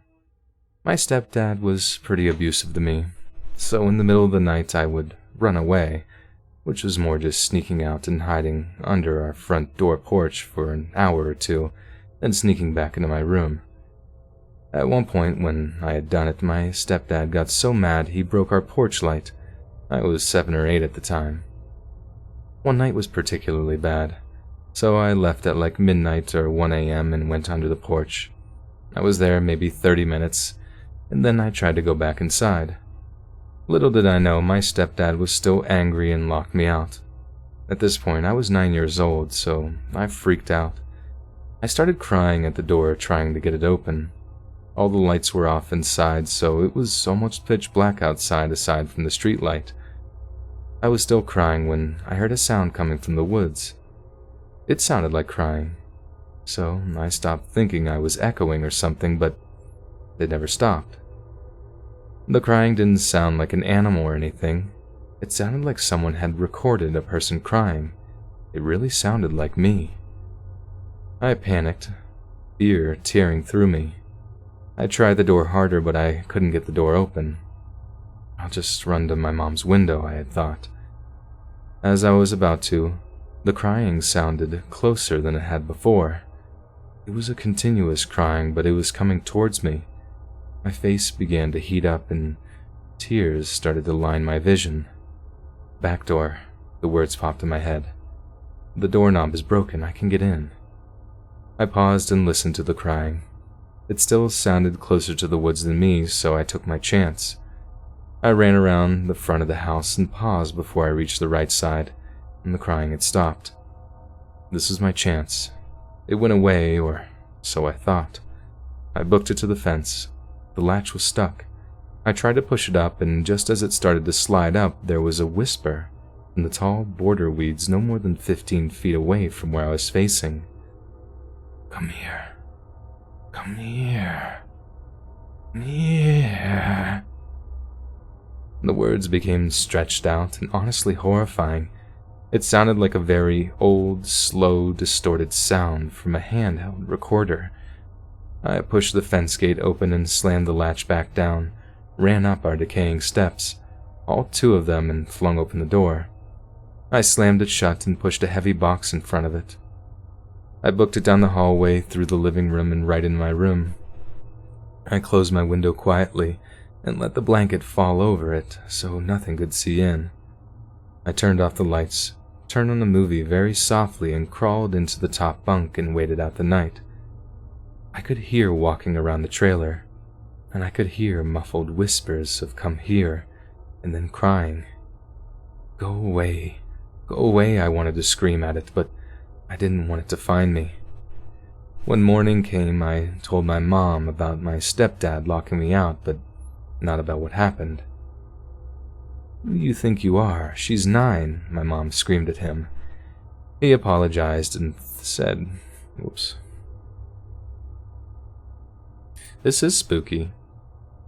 And I feel like the fact that the person wasted about 9 paragraphs in the beginning describing every detail of their house kind of insinuates to me that this could possibly be a real story, you know what I mean? Like, usually if somebody is telling like something made up, I feel like they wouldn't waste a lot of, writing on details that were kind of insignificant. Wabbib Wabbit says, is he still going to use a quote from chat to end his real video? I would totally do that. So if you got something you think would be cool, let me know. He apologized and said he thought I was inside. I knew I was... Whoops. I knew he was lying because I did this every night and Get always saw me. Get? What the hell? Do I believe in Wendigos, skinwalkers? I have no idea. Honestly, I've never experienced anything like that, but it seems to be a lot more present in the more rural Native American cultures and stuff like that, and just like out in the wilderness like this, where essentially no one's ever gonna believe them or hear their story or have any sort of actual consequence.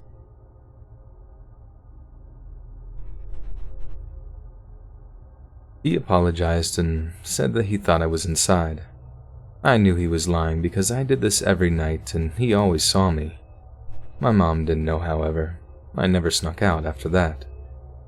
The next night at around 10 p.m. I was sitting in my bed and I could hear coyotes out towards the cemetery. I fell asleep for a while and got up later that night, around the same time as the previous night, and went to get water from the kitchen. My stepdad was waiting for me. "I'm outside, I want to talk to you." In my situation, I was mortified. I was about to be outside with that thing and my horrid stepdad. We went out to the front porch. I was waiting for the degrading to start, and it never did. We stood out there for about 10 minutes in silence, watching the stars in the sky. Off in the distance, we could hear what sounded like the coyotes from before. Only this time, it was from the field behind our house. They sounded weird now. "That's coyotes. They're hunting something," my stepdad said. I looked up at him and shook my head. "It doesn't sound like coyotes. It sounds weird." He gave me a knowing look and then sat down on the bench next to where I stood. I looked out towards the field. The coyotes sounded even closer. I looked back at my stepdad and he seemed like he was hesitant to tell me something. I looked back at the field again. The noises were so close this time, and I swear I could hear hooves in the weeds. Goosebumps grew on my skin when I noticed them. A pair of red eyes staring at me from those exact weeds where I could hear the coyotes and the hooves. I stepped back and gasped. Gasped. There's some words that are just so dumb. Gasped is one. It just is like a really weird word.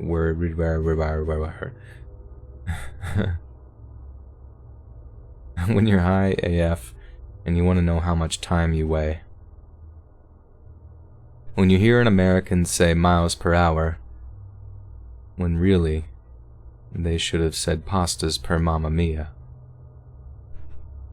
That was my top meme for the week I saw. Made me laugh pretty hard.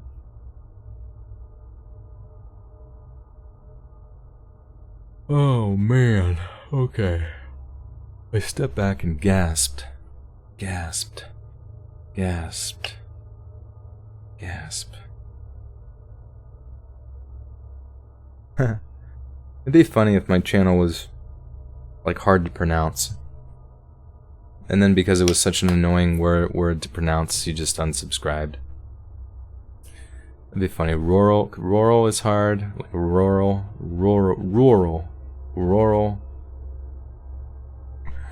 Kilometers per squats. Rural gasps. God, that'd be the worst one to say. My channel name was Rural Gasp. Or gasps with, like, or when people say crisps, like, oh, we're gonna get the crisps instead of chips because they're British. I hate when it's like an S and then a letter and then another S. It just sounds so awkward. Am I right, guys? Words, am I right? Hey, Miss Bellatrix with the 2 buckaroonies and the cat bugs dancing. I love it. I love cat bug. Cat bug's the shiz. You can't say oil. I always, like, someone actually sent me a long email because, like, the way I say on, I'll say it like, I'll do it real low, like my lips are going low, like, ho, you know, on, and they say you have to say it on, like an A, on. If you do on, like real low, you sound like a weird Central Pennsylvania like me. On. Oh, I do it on, or I sound like I'm from Jersey. Who needs words, am I right? That's a good point. Alright, what was I? I stepped back and gasped. My stepdad looked and then put a firm hand on my shoulder and pushed me towards the front door. He got me back inside and then locked the door and the chain above it. He brought me to the kitchen and said, "Don't ever leave the house at night. It's dangerous out there." What was in those weeds? What animal has red eyes? I started quietly crying and told him about the previous night. He pulled me in and hugged me. "You're not old enough to know right now. Just promise me you won't ever go out at night again." I just cried and nodded. He brought me into my brother's room and set up a sleeping bag on the floor next to my brother's bed and our dogs. They were on high alert and growling at the blanketed window. He put on a movie for us, even though my brother was sleeping, and went back to the living room and stayed there the rest of the night. All throughout the night I could hear the cries of coyotes and some form of growling from my dogs or the coyotes. My stepdad never talked about that night and never told me what it was, so I can't know for sure what I saw or heard, but I think it was a Wendigo or a skinwalker. I listened, and then I never went out at night again. Will Sharp with the 2 buckaroonies says, "Don't you hate pants?" I do. I do hate pants. It's way less hot in a non-air-conditioned room without pants. And thankfully, with no camera on me, you guys have no idea whether I'm wearing them or not. Alright,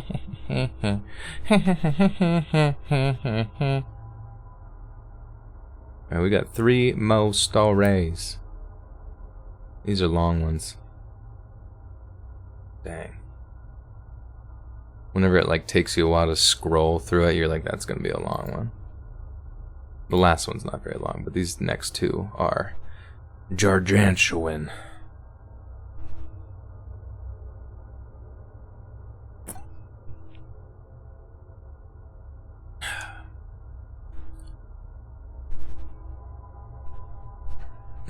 You see me.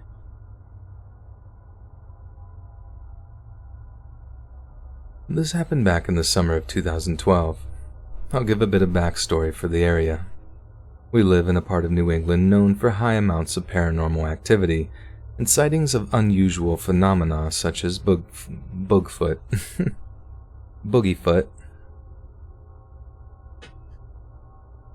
We live in a part of New England known for high amounts of paranormal activity and sightings of unusual phenomena such as Bigfoot, UFOs, etc. The area is also said to be cursed by Native Americans. Now, anyone who is well versed in the local legends know that it's a bad idea to enter the surrounding forest after sunset. This didn't really bother me at the time, as a few friends of mine live directly on and around our local lake that is said to be especially haunted. Between myself and all of my friends, we were no strangers to the unexplainable happenings. I could go on and on about all the little things that happened. This incident stuck out though. My friend and I decided to take a drive in his truck to a secluded beach on our local lake at sundown. In order to get to this beach, one must travel about a half a mile into the woods down a dirt road tucked at the end of a residential street. Just as soon as we pulled onto the dirt road, my boyfriend called and we got into a small fight. After about 10 minutes of sitting in the truck arguing on the phone, I finally got resolved and ended the call.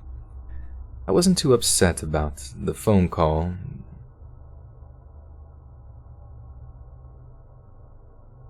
But the phone call definitely killed my good vibe, and the bad vibes certainly transferred to my friend as well. As my friend and I walked down a small path to the entrance of the beach, we were both feeling pretty negative. Topics of conversation included complaining about our romantic partners, our home life, talking badly about other friends behind their backs, and just generally venting our frustrations about life. This beach was well known as a popular party spot. This was a Friday night in the middle of summer, and we were the only ones out there at the time. As we stood on the shoreline, I commented, I'm surprised there's nobody else out here on a Friday night. The split second after I made the comment is when we heard it. Footsteps. They were steady, bipedal footsteps that sounded to be moving parallel to the brushes along the tree line about 20 feet from where we were standing. Now, here's the peculiar thing about the footsteps. They were clean. What I mean is that if a person were walking through the dense brush, we would have heard the snapping of twigs and the rustling of leaves on branches as they made their way through. But all we could hear was the slow, steady sound of footsteps crunching on the forest floor. It defied physics and logic. My friend took his flashlight and walked over to the edge of the tree line. The footsteps followed, and as soon as he had shown his flashlight into the woods, the footsteps stopped. He couldn't see anything there. He took a few steps along the tree line and the footsteps followed, sounding as if though they were only a few feet into the trees. Again, as soon as he had shown the flashlight, the footsteps stopped and there was nothing to be seen. At this point, I was still standing on the shoreline watching my friend being taunted by the footsteps when all of a sudden he stops dead in his tracks and points his flashlight into a small opening in the trees. He is standing perfectly quiet and still for about 10 seconds when I suddenly got this retching feeling in my gut that literally brought me to my knees. As I was regaining my balance, brushing the dirt off my legs, I started seeing visions in my head of the most blindingly bold shape of red you could ever imagine, coupled with the type of high-pitched ringing one experienced with head trauma. My body was telling me that we were in danger, both physically and otherwise. My fight-or-flight response kicked in and I chose flight. In that moment, I said calmly to my friend, "Dude, we need to leave now." He is still just standing there, shining the flashlight into the woods. I repeat myself calmly but firmly. We lead... Oh, fuck. I fucked that up. Damn it. We lead to believe now. Oh yeah, I'm 29.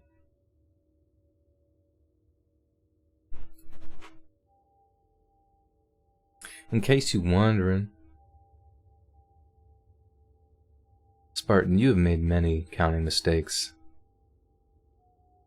I count the mistakes of the mistake counter. It's time to investigate the investigator. Drew, with the 15 buckaroos says, happy belated birthday. Thank you for the awesome narrations. Thank you, Drew. That's very kind of you. Big dono, broski.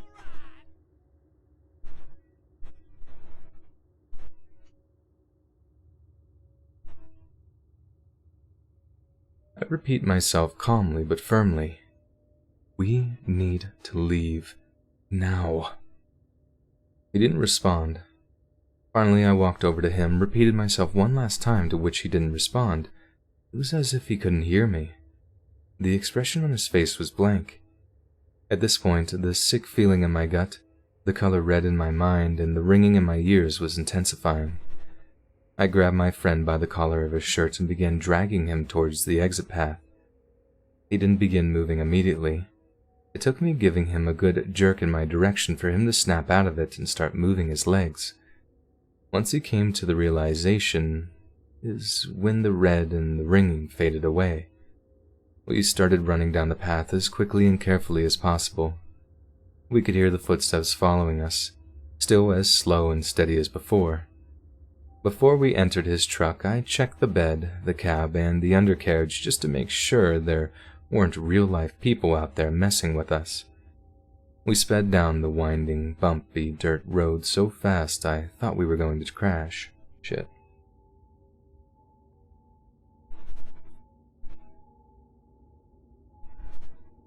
Oh, you suffer from ringing ears, tinnitus. I wonder what that all stemmed from.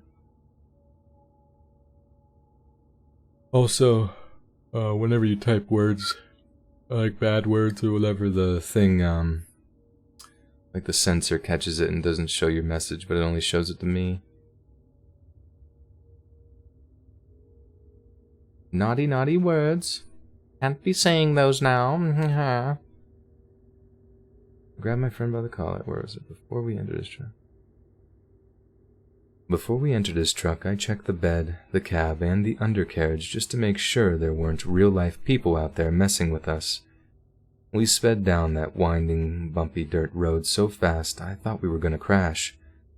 As soon as we popped out onto the residential street, I could no longer keep calm and I began freaking out. I just remember it being very important to me that I keep my composure until we were out of the woods where I felt safe. I am almost certain that we summoned a demon at the lake that night. Between the phone call with my boyfriend and all the trash talking afterward, we managed to stir up quite a bit of negative energy, which demons and evil spirits feed off of. The rest of the night I was distraught and experienced immense hypervigilance to every little thing. As for my friend, he didn't really speak much. I tried to ask him about what was happening to him while he was zoned out with a flashlight, and he just dismissed it in a way that was almost as if though he was pretending that I didn't even ask. I've returned to this beach dozens of times since, and nothing has happened. But anytime I go, I am never alone, and it's never at night. Is this just fantasy, caught in a landslide, no escape from reality? Open your eyes. Words are hard. Words are hard. Why say more word when less word good? Gooder. Look up to the sky and see.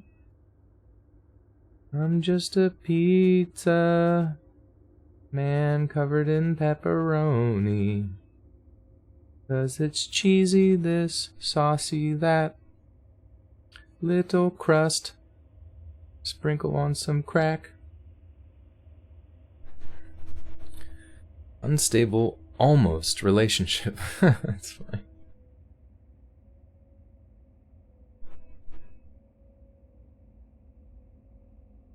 His name was Alex. He was tall, handsome, a talented, aspiring actor, a classy dresser, and an overall well-put-together guy. Oh, he was also a pothead, but that's besides the point. He seemed perfect in every way. and there was something captivating about the way he spoke. He had such a deep, calm voice, and a mind that was filled with outside-of-the-box ideas about life. These were the things I had originally thought about him until I eventually found out the truth. He was completely and utterly psychotic. For some background, I met Alex at my local community college 2 years ago at the beginning of 2017.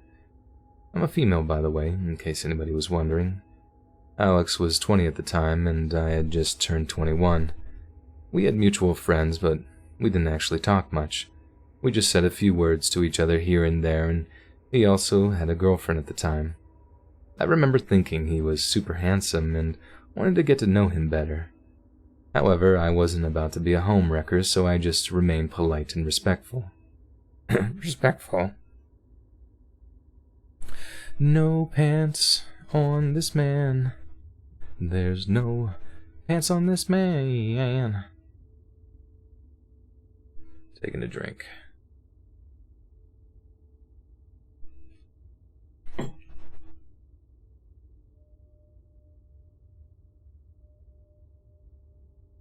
Niha's calling the cops. Niha?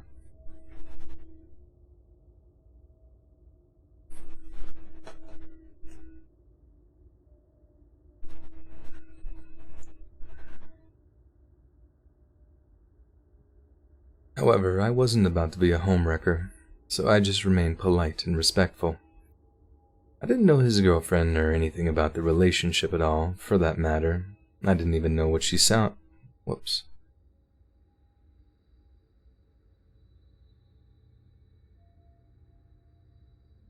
I didn't know his girlfriend or anything about the relationship at all, for that. God, I keep...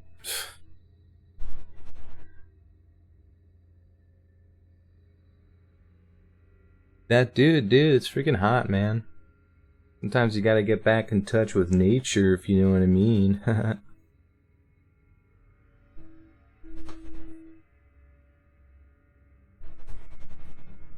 A thong. Yeah, come on, guys, be mature. That's what I got on. $5 from Miss Bellatrix. It's Pants Off Friday here. Oh, yeah.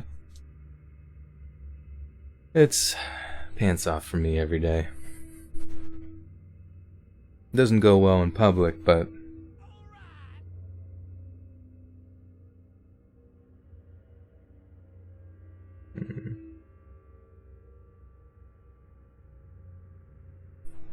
sometimes I end up back in prison and meet up with all my old friends. Bubba and the gang. Bubba and the Pantsless Gang. We are the Pantsless Gang. There's nothing you can do to stop us from getting close to you. Do. We are the Pantsless Gang. We are getting close to you with no pants. No pants. Are you getting some water from the water fountain? Well, guess what? We don't have any pants on. Do. However, I wasn't going to be a homewrecker, so I just remained polite and respectful.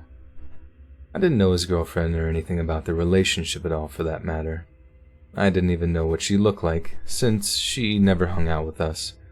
All I knew was that she was also a student at the college, and he would often leave our group to go and spend time with her whenever her classes ended. By the end of that spring semester, Alex and I had lost touch. He had actually lost touch with most of our friend group, but I heard from one of my guy friends that he was going to take the next semester off just to work. I had no real reaction to this news, to knowing I wouldn't be seeing him around campus in the fall, and merely nodded and said, "Cool," to the friends who had informed me about this. I had never... shite. Super Damaris with the $5 says, from a pizza lover to another. Thank you. We are the true pizza lovers. We have proven our appreciation for the crust, given our allegiance to the cheese, and pledged our lives to the roni, the pepperoni, and the sauce. I had developed a crush on somebody else anyways, and most of my interest was on that person, who would later become my boyfriend. Fast forward to December 2017, my boyfriend and I had woken up and broken up. I was like, you woke up and were brokenhearted? That's crazy. Huh. Fast forward to December of 2017. My boyfriend and I had broken up and I was heartbroken. I did what I feel a lot of people do after breakups, even if they don't admit it. I took to social media and posted what I thought was a really attractive picture of myself on Facebook, looking super happy and unbothered for my ex to see. Lo and behold, whether he saw it or not didn't matter. He didn't like or comment on it, and I didn't hear from him again. Shoot, I don't know why I messed that up. This is a long motherfreaking story, holy shit. Okay. Series with the 229 says you helped me sleep, thank you. I'm glad I can do that, that makes me feel good. Thomas Fries with the $2 says, if you go pantless, look out for ticks. This is true. I don't need another one ending up in my no-no zone, as they say. As they say in the big leagues, the big pantsless league. As they say in the pantsless gang in prison. Don't you go near my no-no zone. Don't you go near it. Don't you go near it. But as I edge closer to you, you might be near it. Esther Rankin with the 20 says, butter my sock, baby, happy birthday.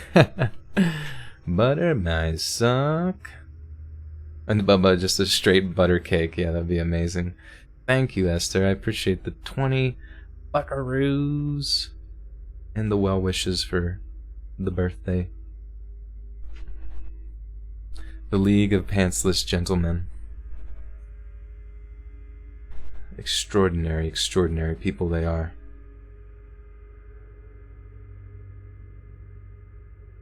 Anyone else an RN? I used to be an RN. A registered nurse in the hospital. I worked on the med-surg orthopedic floor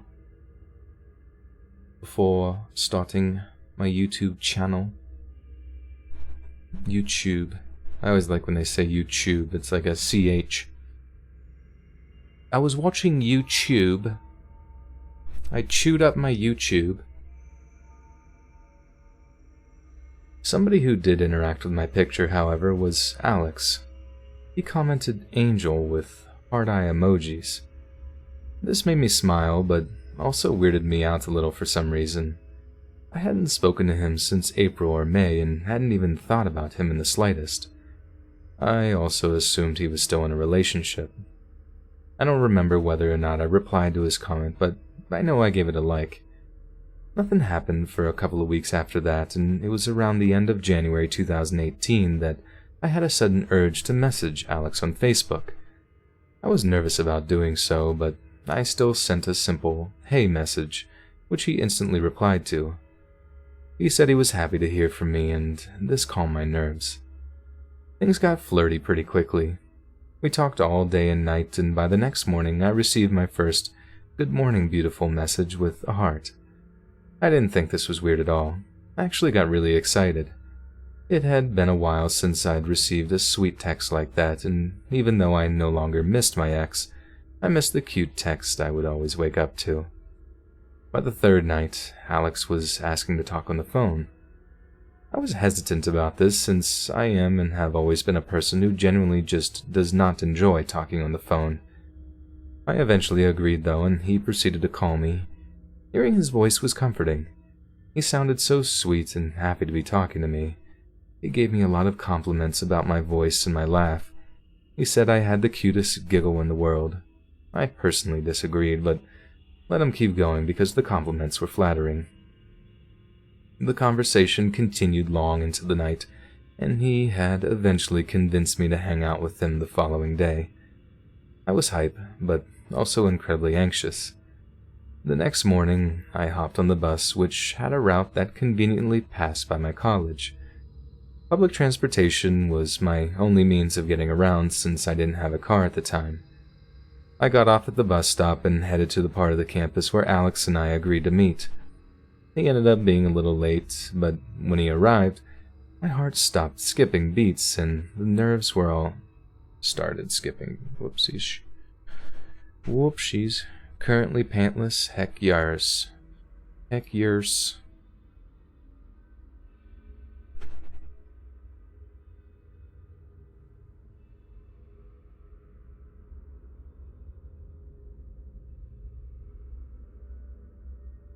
Okay. He ended up being a little late, but when he arrived, my heart started skipping beats and the nerves were all over the place. He looked so different from what I remembered. His hair was much longer, like literally touching his shoulders. His facial hair had grown out a lot and his teeth looked yellower. He wasn't ugly, but just different looking. He greeted me with a big hug and an immediate kiss, which totally caught me off guard. Before I could say anything, he told me that he was so happy to see me, and that we would have a great day together. All the while, his eyes looked as though they were burning with desire for me. For me. Burning with desire for me. Burning with desire. I'm burning. Okay. All the while, his eyes looked as though they were burning with desire for me. It was creepy. I liked him a lot, but not that much. We ended up taking a different bus back to his place, something I didn't know we would be doing. Now I know what some of you might be thinking. Red flags all over the place. Trust me, I know about red flags, but have you ever been in a situation that you knew was off, but your body and mind just couldn't and wouldn't react for whatever reason? Yeah, that was my predicament. Alex lived about 20 minutes from our college in a very small one-room apartment. The kitchen, bathroom, and bedroom were all connected, and the entire space itself was very messy. I shrugged it off, though, and complimented the place, calling it cozy and cute. He smiled and took my hand, then kissed me once more. I should also take this time to add that Alex had a problem with burping. Having smoked so much cigarettes, his lungs and esophagus were damaged, leaving him short of breath, but also with quite a disturbing and disgusting burping issue. He would literally let out the loudest, most obnoxious belches at random times. It was uncomfortable to be around, especially when we were on the bus and people started. People. Guys, I burp from time to time. Is that bad? But.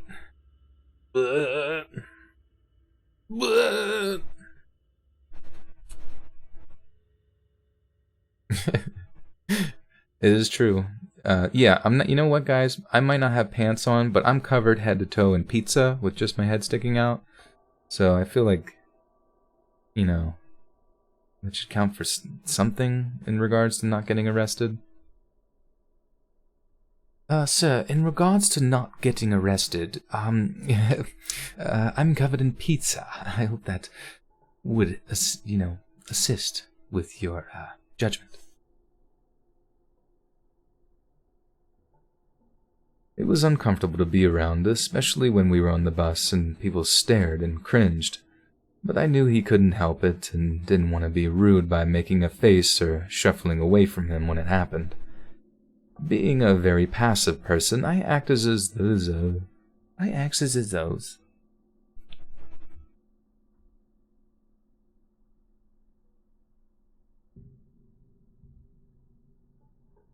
Christian, wouldn't you like to know, huh? But I'm not going to dox my pantsless self by alerting you to the fact that there are no pants on my body. Because that information could be used against me, but I'm neither confirming nor denying that I am pantsless, covered head to toe with pizza pie slices, with only my head sticking out next to the microphone. I'm neither confirming nor denying. I plead the fifth. I plead the fifth. You were listening to a story. Is that your really voice? That's my really voice. You can go back and forth between the scary voice and my normal one that I talk like a nerd. Pizza pants. Yeah, can someone stitch me together some pizza pants? It was uncomfortable to... Oh, dude, I suck. I suck at reading. That'd be funny if whenever I got demonetized, like, I go to the reasoning and instead of like saying something like reuse content or whatever, it just said, "You suck at reading. F you." It was uncomfortable to be around, especially when we were on the bus and people stared and cringed, but I knew he couldn't help it and didn't want to be rude by making a face or shuffling away from him when it happened. Being a very passive person, I acted as though I didn't even notice this awkward problem and continued smiling and being pleasant. Alex took me across the street to get some food at a little restaurant, then we headed back to his apartment to watch a movie and cuddle. I was feeling a bit more relaxed now and was actually enjoying myself. I will say, however, that he was very touchy-feely, something I usually didn't mind, but in this instance I wasn't a huge fan of, mostly because I didn't expect things to take off so quickly. "You're so beautiful," he would tell me continuously. "You're a perfect angel. I'm so lucky." I just chuckled and said thanks. He kept playing with my hair and massaging me, tickling me every now and then too. I laughed, but started to feel uncomfortable again and eventually asked him to stop. He would for a while before continuing again. I'll spare you all the little details and get right into it. Somehow, despite my discomfort, we still ended up... Wait, can I say the word sex on YouTube? Is that allowed? Is that one of them things I can say without getting demonetized? We still made sweet lovins, that's what I'll say. Despite shite. Somehow, despite my discomfort, we still ended up making love. I consented even though my conscience was telling me this was a mistake, and boy was it. To this day I'm still ashamed I let it happen, especially considering how much worse things were about to get from here on out. I stayed at Alex's place much later than I'd expected, and literally just caught the last bus heading back to my college, where my disgruntled mother was waiting to pick me up. I got an earful from her about how late it was and about how she had been waiting in an empty parking lot alone for 20 minutes. I felt awful about this, but was grateful that she was there to get me. I didn't tell her anything about Alex or about where I'd gone or what I'd been doing all day. All I said that I was hanging out with some friends and there was a party. During the ride home, I kept thinking about Alex and about how weird the day had been, especially right around the time when I was about to board the bus. The whole time he was kissing me and my hand, telling me he loved me and how glad he was that I came to spend time with him. When I sat down on the bus, he stood next to my window, put his hand up against it, and gave me sad, puppy dog eyes while mouthing the words, "I miss you," over and over again. It was weird. The next day, I of course had a bunch of sweet texts waiting to be read, all from Alex, asking if I had a good time yesterday and if we could hang out again soon. By this point, I wasn't feeling this guy anymore. I took my time replying to all of his messages throughout the day and completely skirted the questions about hanging out again. The more I delayed replying, the more texts I received. It was super annoying, and I rolled my eyes whenever my phone pinged and I knew it was him again. This was when the next phase of this relationship, or whatever he thought this was, started. Video chats. He had an Android and I had an iPhone, so we couldn't FaceTime. However, he would call me through Facebook Messenger. Sometimes I answered the calls and sometimes I didn't. Whenever I did answer a call, I wouldn't say much and tried to hide my face as best I could by putting my phone down and simply telling him that I was busy. He never accepted this answer, though, and kept insisting that I show my gorgeous carve... What? Show my gorgeous carve by... Oh, I see. That's funny. Who is Joe? I know a Joelle. Not a Joe, though. I consented, even though I knew it was a mistake. That's fine. Well, yeah, I don't know. I'm sure, like, in the aftermath, when things got bad, it's like... it sounded like the girl was in a pretty, low spot, so...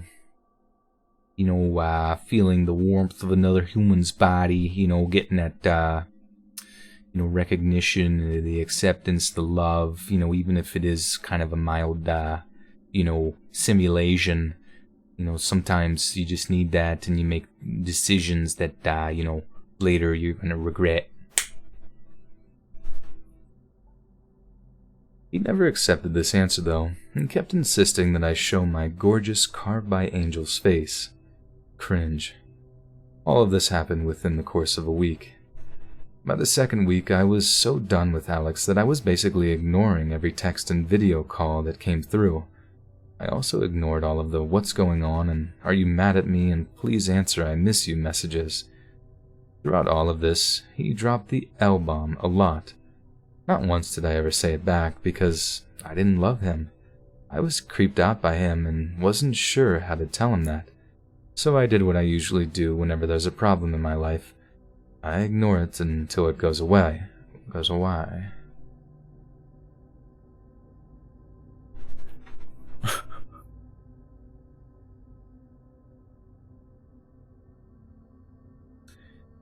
Honestly, ignore, like, in relationships, I understand they get bad. People want to ignore them.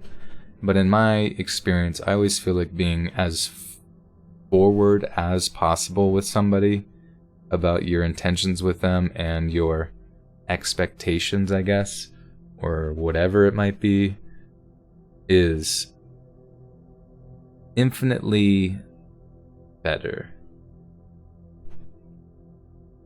As you can guess, he probably doesn't just go away. So I did what I usually do whenever there's a problem in my life. I ignore it until it goes away. Well, this problem didn't go away. One night, after talking to one of my best friends about this, I decided that it was finally time to tell Alex the truth. He conveniently video called me, which gave me the opportunity to do what I finally needed to do. I was afraid. I wasn't sure how he would react when I told him I didn't want to talk anymore. It was already clear that he wasn't the most mentally stable person. I answered the call, and there on the screen was his bright, happy face. Mine didn't match, to say the least. My heart was pounding as small talk and more "I miss yous" kept coming out of his mouth. He asked why I'd been so distant lately. I sighed and told him I'd been doing a lot of thinking. I told him I thought things were moving way too quickly and that I didn't feel the same way that he felt about me. I apologized and let him know that I didn't want to hurt him. This was when things got bad.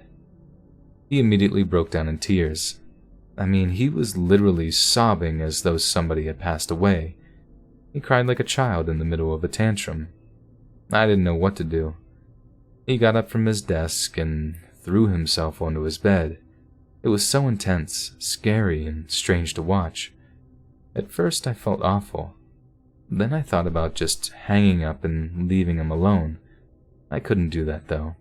For some reason, my finger just would not move to the end call button, and my eyes were glued to the screen, just watching this 20-year-old break down in a way I'd never seen before.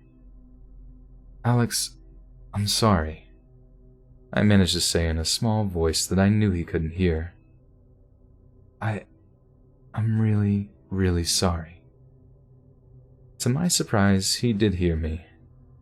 "No, you're not," he yelled through sobs and gasps. "You're not sorry. You don't care." I do. I just don't feel the same way," I answered. "I thought you were my angel. I loved you. How could you do this?"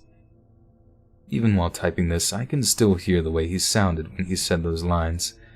It gave me chills to think back on. It was another 10 minutes or so before he got up and came back to his phone. He wiped his face angrily, then picked up his phone and stared at me with very hurt, furious eyes. My heart dropped. Not only had I never seen a person that upset, I'd also never seen a person look so angry. "Tell me why," he demanded. "I want to know." Because I don't feel a connect. He screamed at me, cutting me off. "You feel something for me, I know you do." "I don't," I squeaked, now feeling myself about to break down as well. "I'm sorry, I really don't." "You led me on. You lied." "I know. I'm sorry." I felt like my apologies weren't doing anything. He just continued glaring at me menacingly. Menacingly. He just glared at me. Me and Jolena dated a while back. Crazy in bed. Jolena is Joel's alter ego. You don't want to see Jolena when she gets into a bad mood. Oh, Jen. Thank you, Jen. Good to see you. Jolena likes pizza and no pants. It's very clear. But what girl doesn't?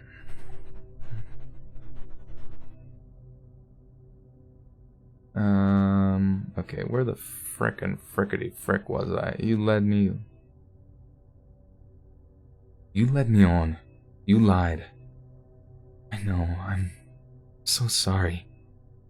I felt like my apologies weren't doing anything. He just continued glaring at me menacingly. I wanted to hang up so badly. I should have.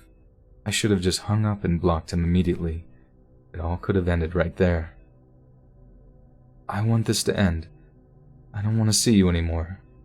This is over," I stated clearly. Alex threw his phone down and threw another tantrum on his bed for another 15 minutes or so, and I stupidly sat there and watched it happen again. Eventually I did hang up, but I didn't block him. I just put my phone on Do Not Disturb and tried to fall asleep. Before doing so, I cried. I let out all of the fear and frustration that had been building up inside of me for the last week. When I woke up, I had nearly 50 messages from Alex. I didn't even bother reading them. I just got up, made myself some breakfast, and went on with my day, answering texts from other people but not from him. Sometime in the early evening, I received a text from Alex saying that it was a beautiful day and he wished he could spend it with me. Now I was mad. What did he not understand about this? "This is over," I replied, telling him that I didn't want to talk. He claimed he understood and left me alone for another hour. Facebook Messenger blew up with the messages and video call requests. I seriously wanted to just throw my phone into the bathtub. What was with this guy? I ignored everything and even went on Facebook and began liking quotes that said things like, "People come and go, that's life, and everything happens for a reason." Passive-aggressive and immature, I know, but I didn't know what else to do. Fast forward to the next day. Excuse me, sorry. Jen Child with the $10. Thank you, Jen. Happy birthday, buy a beer on me. You got it. It's the pizza and the beer.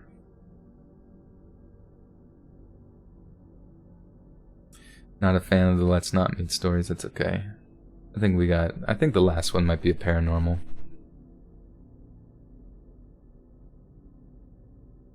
You have 3 devices listening to this stream, perfect. We need to pump those numbers up.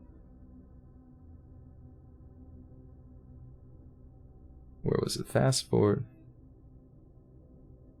Fast forward to the next day. Alex had managed to persuade me to meet up with him on campus to talk in person. At first, I was obviously against it, until I began to think that maybe if he saw my face, saw how serious I looked, and heard how stern my voice sounded in person, he would finally get the hint and leave me alone for good. Honestly, if there was ever a time I needed to listen to my conscience, this was it. Yet I still chose to ignore it. We met up in the same spot we did the week prior. He looked happy to see me again, but not as happy as he did last time. It was more of a "I'm so relieved you agreed to see me one last time" smile. There were also tears in his eyes. He seemed calm, and even though his voice kept cracking, He held himself together fairly well. That is, until a sudden urge to kiss me came over him. I backed away and angrily asked him why he'd kiss me. He said he couldn't help it. I firmly told him that I didn't want him to do that again or to touch me again at all. He agreed but started crying again, not sobbing uncontrollably, just silent tears running down his face. I hate the fact that I have a big heart. It made me feel so gullible and put me in the worst situations sometimes. I felt bad for him. He asked if we could go inside the building. Jen Child with another 10-aroo says, here's 10 not to do a face reveal. Let's not meet again. Keep the mystery alive. Absolutely. For that $10, you guys will never, ever see me face. I promise. That's a promise I can keep.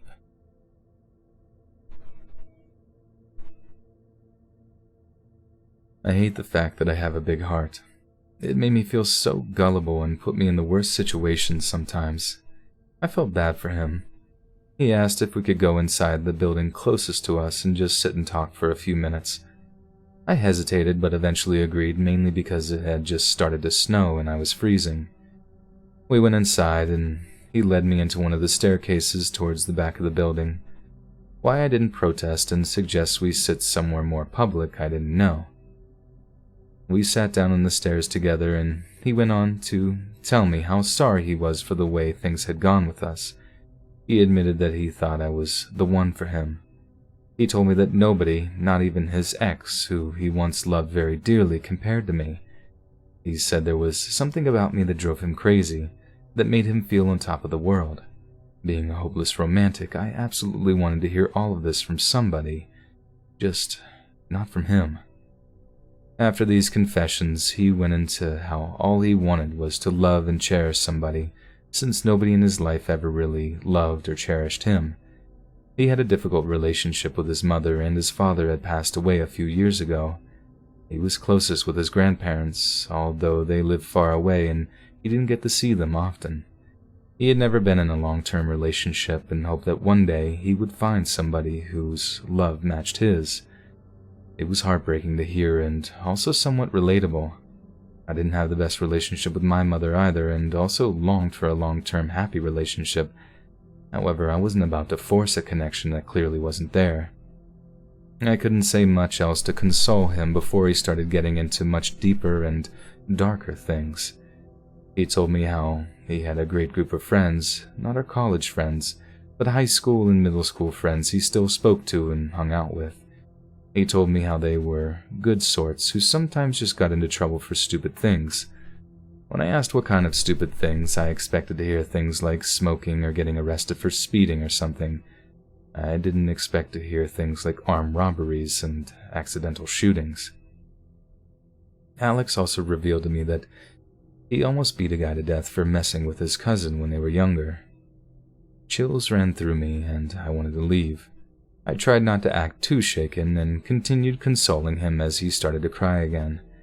He then showed me a large stab wound on his shoulder, which I had noticed the day we hung out in his apartment and was originally told was from surgery.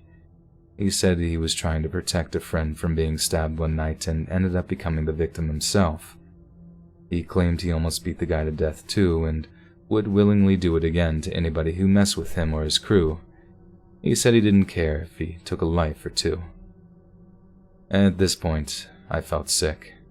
I was so freaked out that I told him that I had to leave. I apologized and let him know that I appreciated him opening up to me, but that I was feeling really uncomfortable. His face changed. He looked angry and his dark brown eyes seemed almost sinister. He gave me the same glare he had given me the other night on video chat. I tried to sidestep him, but he grabbed my arm tightly. I demanded that he let me go or I would scream, but he just swung me around and threw me back onto the stairs. He grabbed my throat and told me I wasn't going anywhere, and that he wasn't done talking yet. I started crying and begging for him to just let me leave. Whoopsie daisy. Jen Child with another 10 buckarones. Thank you so much. Jen is paying Joel because he's a low-key stripper. This is true.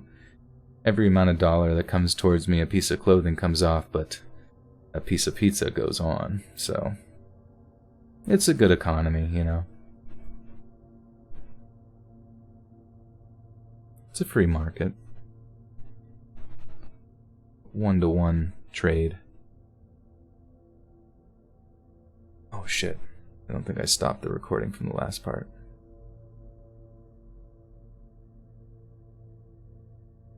There we go. Got it. Get out the taser, yeah. Taser, pepper spray, potentially a gun. A big one. Dirty Harry. I started crying and begging for him to just leave me alone. I swore to him that I wouldn't tell anybody about this, but he didn't listen or care. He started kissing my neck and moaning, telling me that I'm a good listener, which was a huge turn-on for him. I didn't have any pepper spray or a taser or anything on me, so I was ultimately defenseless. Such a good girl. Such a good angel. He whispered in my ear, his hand still on my neck. My brain finally snapped out of its frozen state, and I realized that I had to do something, anything to save myself. I couldn't yell or scream, not with his hands around my neck. I reached over for my purse and hit him as hard as I could over the head with it. He grunted and released my neck, now holding his hands over the place where I just hit him. I took this opportunity to jab my knee as hard as I could into his groin, which did the trick. He doubled over in pain, and I quickly snatched up my purse and bolted out the side door. I didn't stop sprinting until I reached the bus stop, where a bunch of students began asking me if I was okay and what had happened. I breathlessly told them the shortest version I could about what I'd just been through before a panic attack overtook me. Campus security and the police were called, and Alex was taken away in handcuffs. I was sent to the hospital to be evaluated, and thankfully, apart from some minor bruising around my neck, I was okay. It's been 2 years since everything that happened. And the reason I'm finally putting this story out there after so much time is because I recently received a friend request from Alex from a new Facebook account.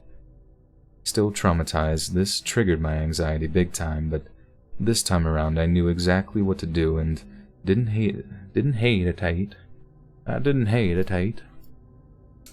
The Crispy Mallow with the 5 bonos says, new sub, wanted to say something cool, but instead here's $5. Well, thank you, Crispy Mallow, and welcome to the Buttersock cult. Oh, that's what I should say every time. Oh my god, dude, I need to figure out the sub stuff. Like when people, like, well, not sub, but like, you know, become members. It's so hard to say members, though. That's like one of those things I was saying about earlier, like things that are difficult to say just don't catch on. And like YouTube, like, oh, become a member. Which is cool, but it's, doesn't make any sense.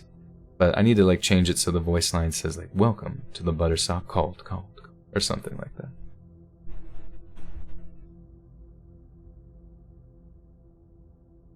Still traumatized, this triggered my anxiety big time, but this time around I knew exactly what to do and didn't hesitate to stop a repeat of these events. I had blocked his old account along with every other social media profile he has. His new profile had been blocked as well, and I've amped up my social media privacy as much as possible. I don't know if I'll continue to receive requests from this maniac, but I pray he'll finally take the hint and leave me alone. My college friends and I have drifted a little bit, but I know for a fact that they have all cut Alex completely out of their lives. I also am not sure if he's received the help he so desperately needed, but I sincerely hope that he's changed, and is a much better person now, although I highly doubt it. Hey, Miss Molly with the 2 buckaroo says, hey there, so what is on this pizza that is on your body? Also, I keep forgetting how to get pics of the merch I bought from you, Insta, Discord, MyFace, Spacebook. Yeah, if you bought some merch, which thank you so much for buying merch, link down below, and you want to take a picture, you can DM it to me on Instagram, and I can just put it right up there and tag you and stuff like that, or wherever you want to send wherever, pictures, or, you know, if you just want to send it to Mark Zuckerberg and he can get it to me, you know, that's fine. You knew I was an East Coast slut. Dude, I'm all about that East Side, bruh. I'm all about that winter weather. Natalia, you absolute wild woman with the 50 bones, says birthday latte monies. Thank you.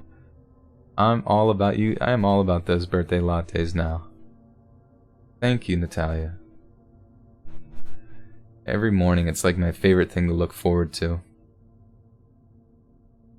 Have a birthday latte and take a nice dookie. Harmony Moon with the 10 Bonaroonies says, happy birthday, so glad you're still reading. Thank you. Still reading. We out here reading. We reading, we grinding. Jordan, what's my real name? My real name is Joel. Joel Reed. Joel, let's read.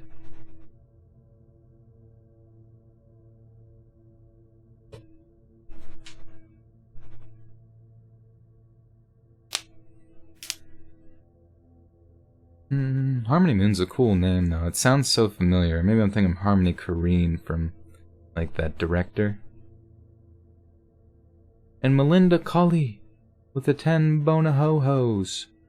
Bonaho-hos. Thank you for the Bonaho-hos.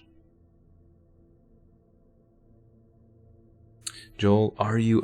in all capitals. Joel, are you Irish? Nope. I'm from the United States of America. I am not from Ireland.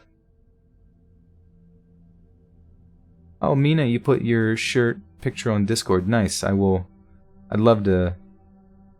I love sharing it on there because it helps promote, and it's just kind of like a fun thing to do.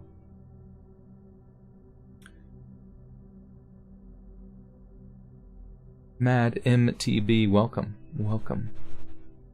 Somebody give you a movie recommendation. I recommend a few movies that I really like, and I may have said them before, is The Pantsless Pepperoni. That's funny. I like Ghost in the Shell, the anime, not the one with Scarlett Johansson. Not to talk trash on my girl Scar, because I would hate to ruin my chances with her. But apparently that one was trash. And Cloud Atlas is great. The Fountain. We were talking about Saving Private Ryan. I am sure everyone's pretty much seen that at this point.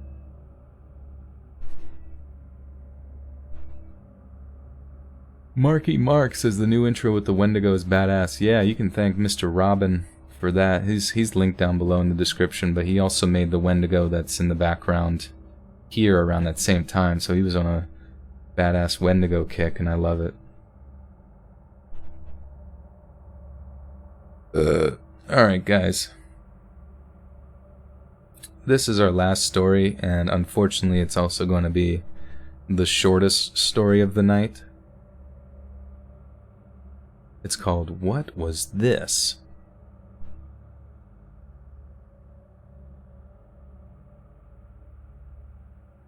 Say what? This won't be too creepy, but it's definitely something that I can't explain. My parents helped me put the pieces together, but it was still weird that it happened this way. When I was about 5 or 6 years old, I was at the park.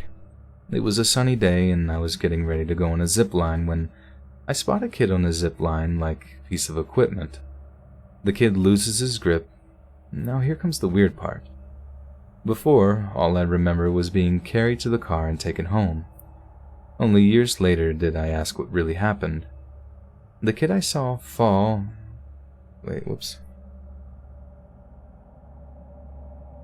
The kid I saw fell and landed on his arm. Landed on his arm. Oh, bother.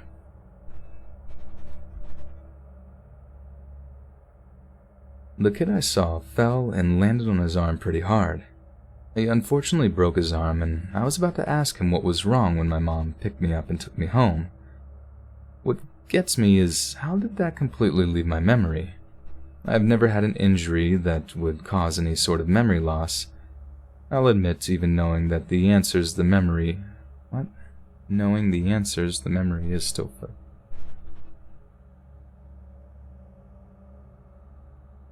I'll even admit knowing that the memory is still fuzzy to this day. But what do you guys think went on? No doubt it's weird, but I felt I should get it out there. Alright, I know this is going to sound bad, but I might actually pull that story because that was, I don't even know what happened. Like, okay, a kid fell and he forgot about it, and then it was only 3 paragraphs, and my reading comprehension is unable to process what was just said. I don't know why. So I might pick another story. And it might be yours. You never know. Ha-ho. You know what's a great game? Is BioShock. This one's called Abandoned Cabin in the Woods. Alright, it's a little bit longer, but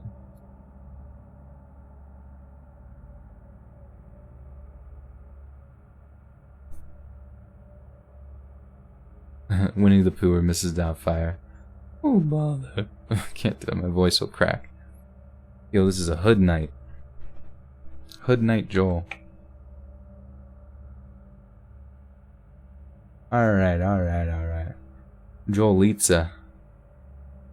Pizza pants. Pizza? Check. Pants? Uncheck.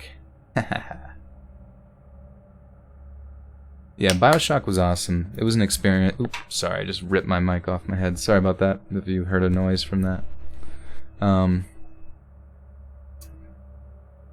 Yeah, my voice is different when I don't tell stories. But,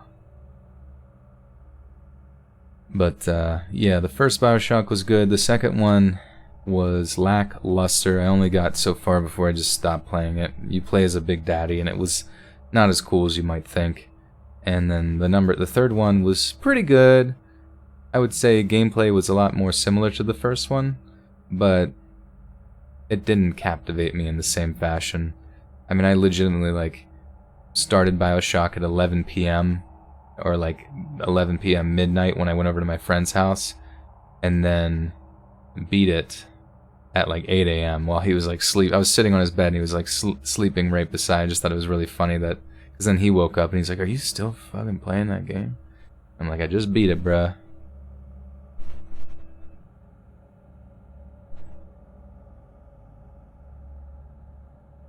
My name is Mickey and I'm a 17-year-old male. I live in a small town with a lot of forest and woods, so it's pretty common to see hunters out and around town with their gear. Hunting's pretty big in our town, and with that comes a few days off early in the school year just for kids to go hunting with their family.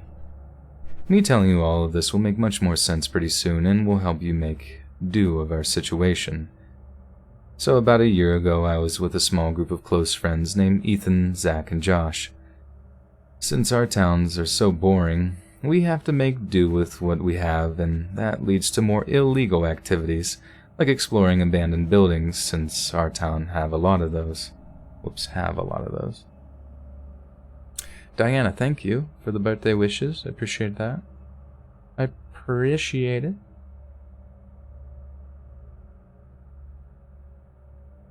Since our towns are so boring, we have to make do with what we have, and that leads to more illegal activities like exploring abandoned buildings, since our town has a lot of those.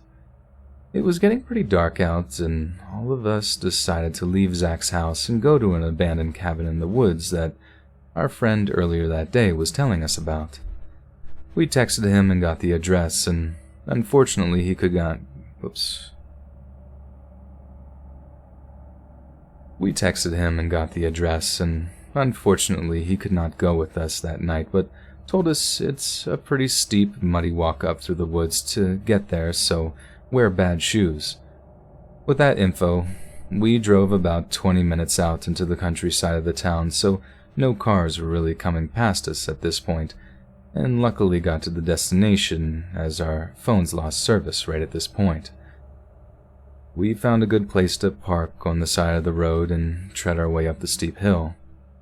Our friend was right, and it took us a while to get up, but the walk was worth it, because ahead of us was a beautiful cabin with custom wooden carved statues out in front of the house and a unique copper roofing. Any first analysis made me think this was a vacation home because of the size of the structure, but was too torn up on the side of the house to be anything at this point. I wouldn't say the building could be called abandoned because all it needed was a little renovation to be good as new. Of course, we were going to pass up on such a location to explore and walk through the broken wall to get in. It led us to the inside main living room, which without context of the outer house you would think it was a hotel lobby. We turned on our phone flashlights because it had gotten darker outside and didn't help the inside's interior lighting. We took videos and Snapchats of the place and made our way to the basement after Zach called us to it. We all were a bit jumpy and nervous at the... Whoops. How old is Joel? Joel is 29. 29 in 2 days.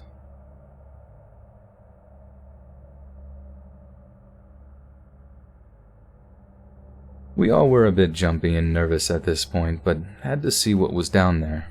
I couldn't explain why I left so anxious because the place didn't give off horror movie vibes, but something about the chilling coldness of the basement seeping through the bottom of the door was very odd, especially since it was so warm outside.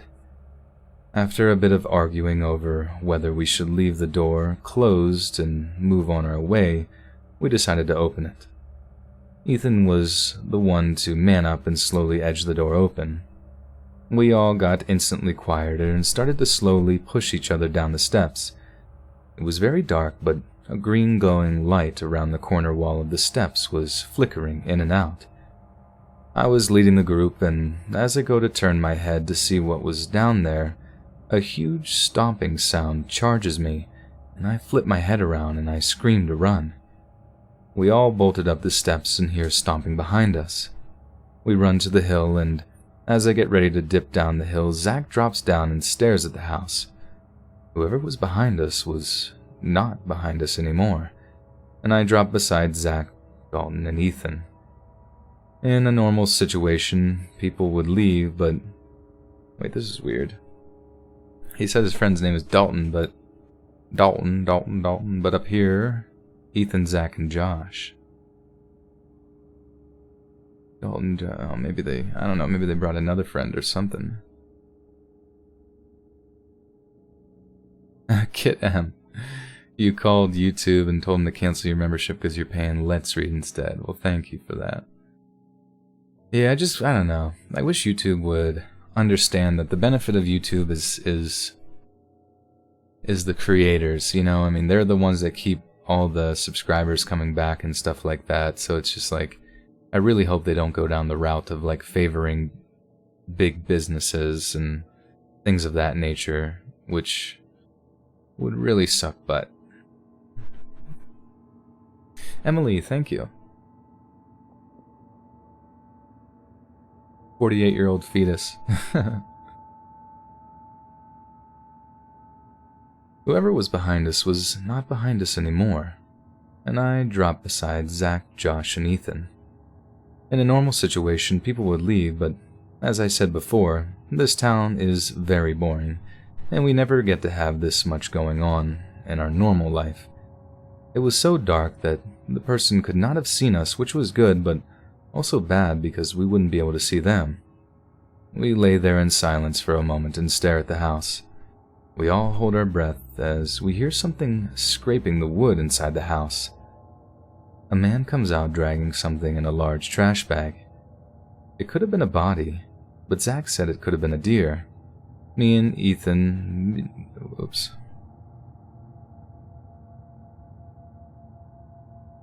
Me and Ethan... Wait, what? Me and Ethan being how we are... Oh, there's supposed to be a comma. Me and Ethan being how we are instantly assumed... What? Being how we instantly... So confusing. Me and Ethan being how we are instantly assumed... Oh, being how we are, okay. Me and Ethan, being how we are, instantly assumed it was a body. The man seemed in a hurry and dragged whatever was in the bag onto a four-wheeler, which we didn't notice earlier at the front of the house. What was strange, though, is when he turned the lights on the vehicle and in front of it on the road was a tremendous amount of blood covering the pavement and looked as if though something was dragged across it to create the blood trail. And as he drove away, I got a better look at the bag and noticed it could not have been a clear... Jeez. And as he drove away, I got a better look at the bag and noticed it could not have been a deer because it was too small and extended farther outwards instead of more large scale like an animal would be. After watching all of this go down, we went back down to the car and went home. About a year later, we don't think much about it, but it was recently brought up in a conversation with kids at school, and no one believes us after all of us swearing that it happened. We didn't end up telling our parents or police about this situation because the fear of getting in trouble, and none of this did really amount to anything other than us getting scared, but I wanted to share this experience to see what everyone else thinks about it.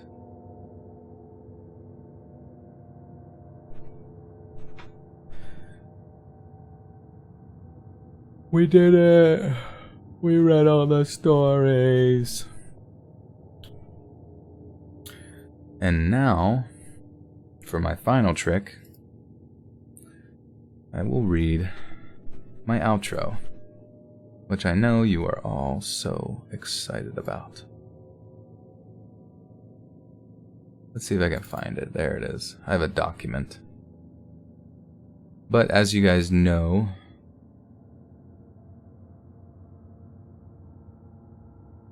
wait, crap. That's strange. Oh, there we go. I was worried that I lost it or something. Because it just opened up. What time is it for me? It is, I guess, after 11:30 now. Yeah, it's 11:37 on the East Coast, Pennsylvania. Momo, you sent me fan art on Insta. I'll have to check. Joel has a document. It's official. A manifesto, so to speak.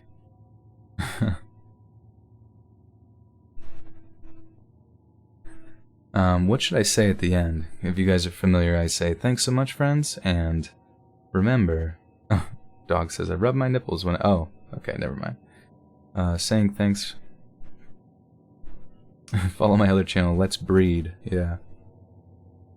No matter how you slice it, it's still baloney. I said that last time. I don't know if you remember that. Joel's on the East Coast. You're on the East Coast. It must be.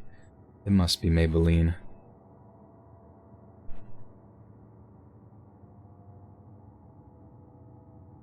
Life of Hamsy. Thank you. East Coast gang gang. And remember, East Coast gang gang. Pizza me nicely.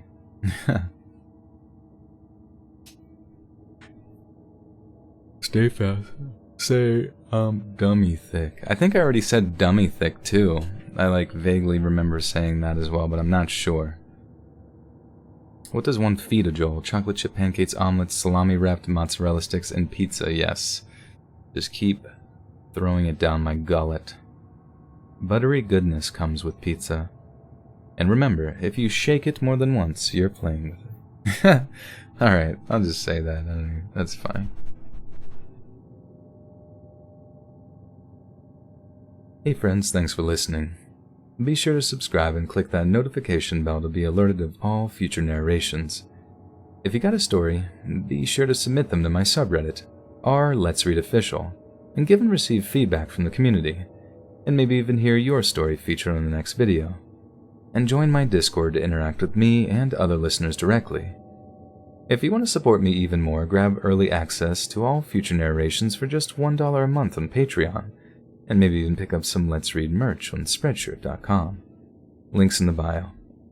Thanks so much, friends, and remember, if you shake it more than twice, you're just playing with it. Retail voice, yeah. Switch back. Indy, thank you. You're welcome. Remember, sure to submit it. I could say, yeah, join me on Instagram. But did I already say that? In the thingy. Whitney Williams with the 2 says, I'm addicted to these videos. Your channel is great. Thank you. That is the plan, to get everyone here wildly addicted. The point where they skip Thanksgiving to stay in the room and listen to my voice.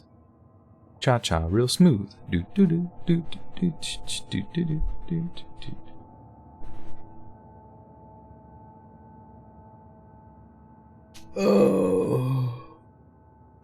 Oh my goodness, Irene Palanco with the 20 buckaronis says, happy belated birthday, you're an awesome sauce. Thank you. Thank you so much, I appreciate that. You are awesome sauce as well.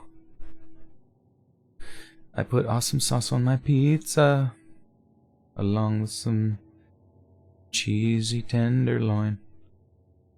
Oh, Irene Polanco with the 2, just to correct the spelling error, says you're awesome. Thank you.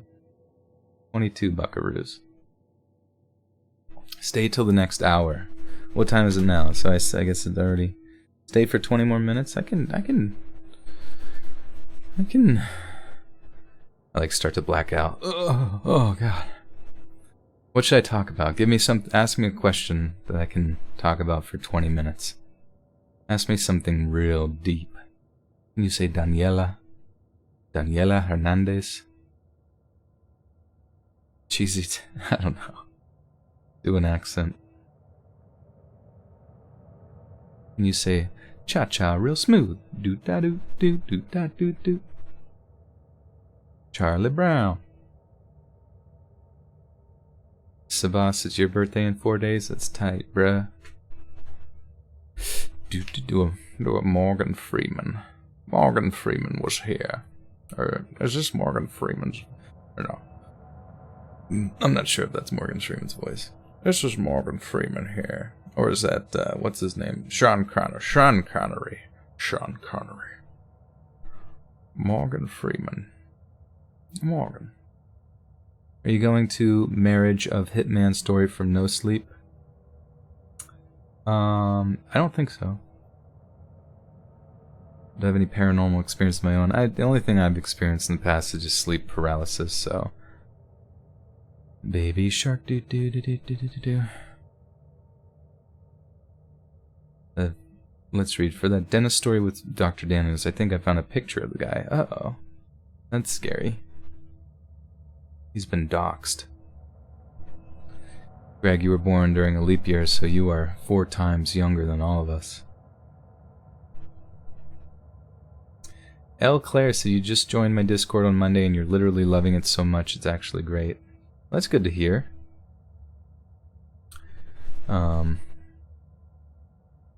Yeah, the Discord's fun. If you guys haven't joined, the link's down below. All the links are down below, and there's a lot of nice people in the Discord. Like, I'm sure a lot of individuals can vouch that they have made some great internet friends on the Discord. These stories give me nightmares. They actually don't. I don't know why. They just... The ghost ones sometimes can kind of get me or make me feel weird, but in reality I feel like... I don't know, they just don't hit me the same. Natalia with the 20 says, sing for us. Oh boy. You gotta give me some lyrics to sing and then I'll go from there. How do I feel about snakes? I do not like snakes. I don't like my roommate downstairs, he has like 3 or 4 snakes, and I mean, like, I try to hold him, but there's always just this feeling in me that one of them is just gonna like just bite you, and I don't know, I just do not trust snakes.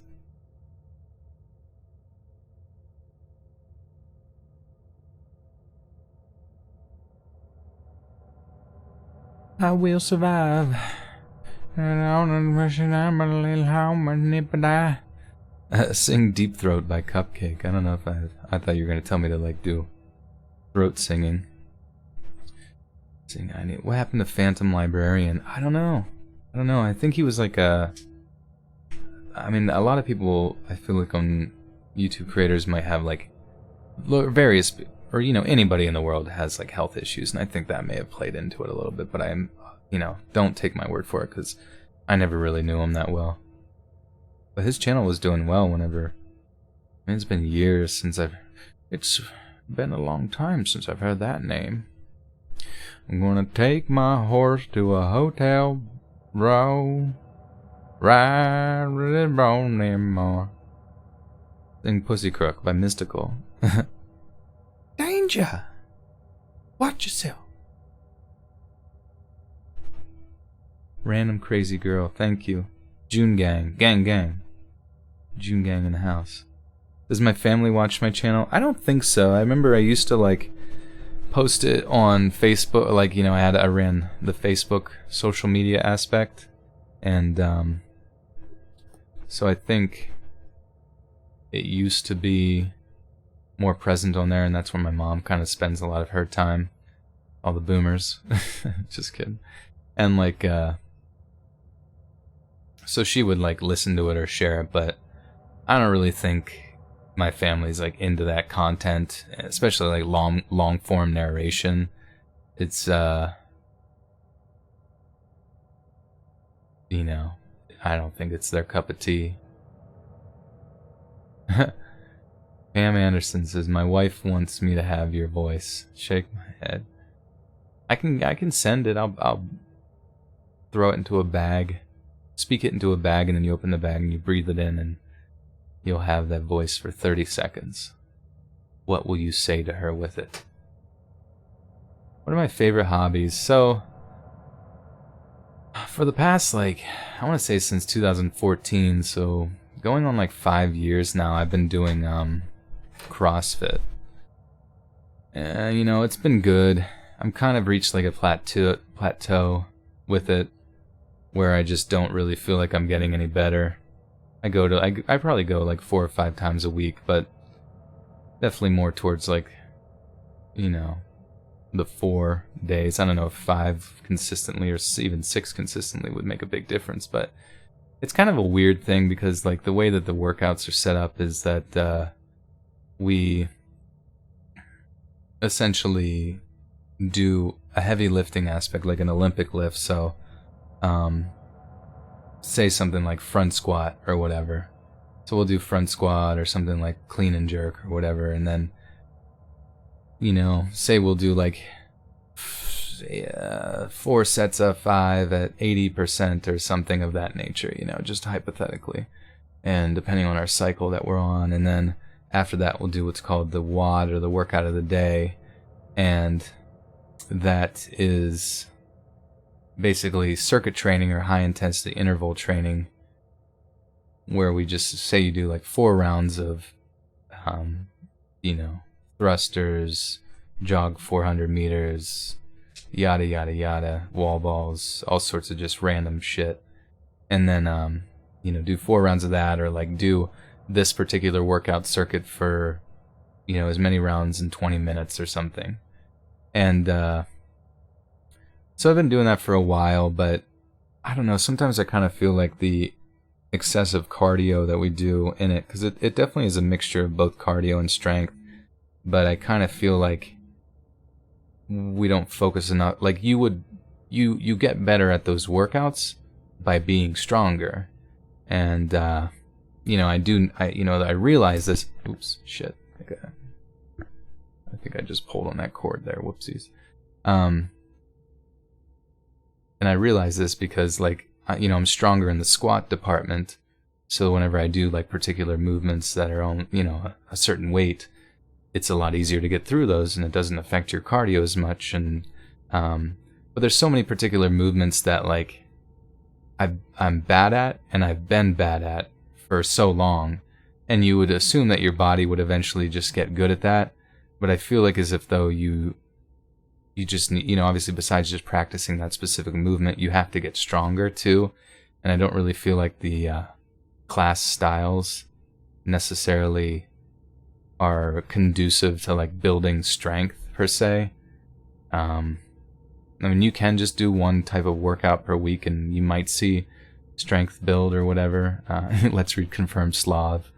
Definitely am, dude. I'm always crouching. I even got like special lifting shoes so I can crouch real low.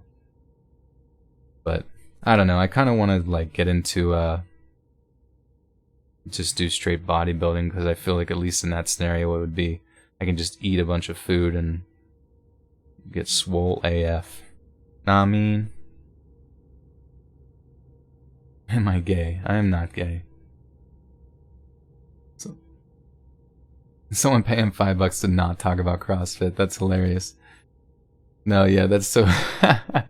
You see those memes where it's like, like, how do you know someone does CrossFit? And it's like, oh, don't worry, they'll tell you. That's so true. It's so, he asked me what my hobbies are, but other than that, video games, which I play a lot of Overwatch, which I hate Overwatch. I really do. I think, like, it was such a fun game, and it is a fun game, but I think it's just such an inherently broken game.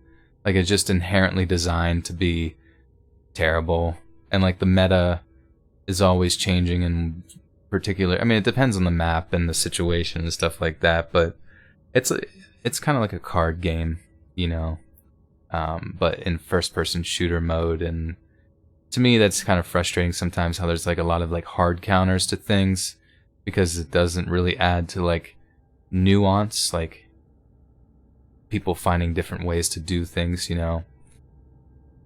Or just generally having, if you know, say your hero is supposed to be hard countered by this person, but then you know, you have the better mechanical skill.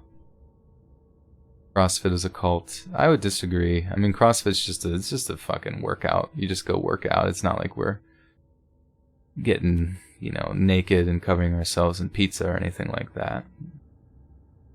Would I like to do that? Sure.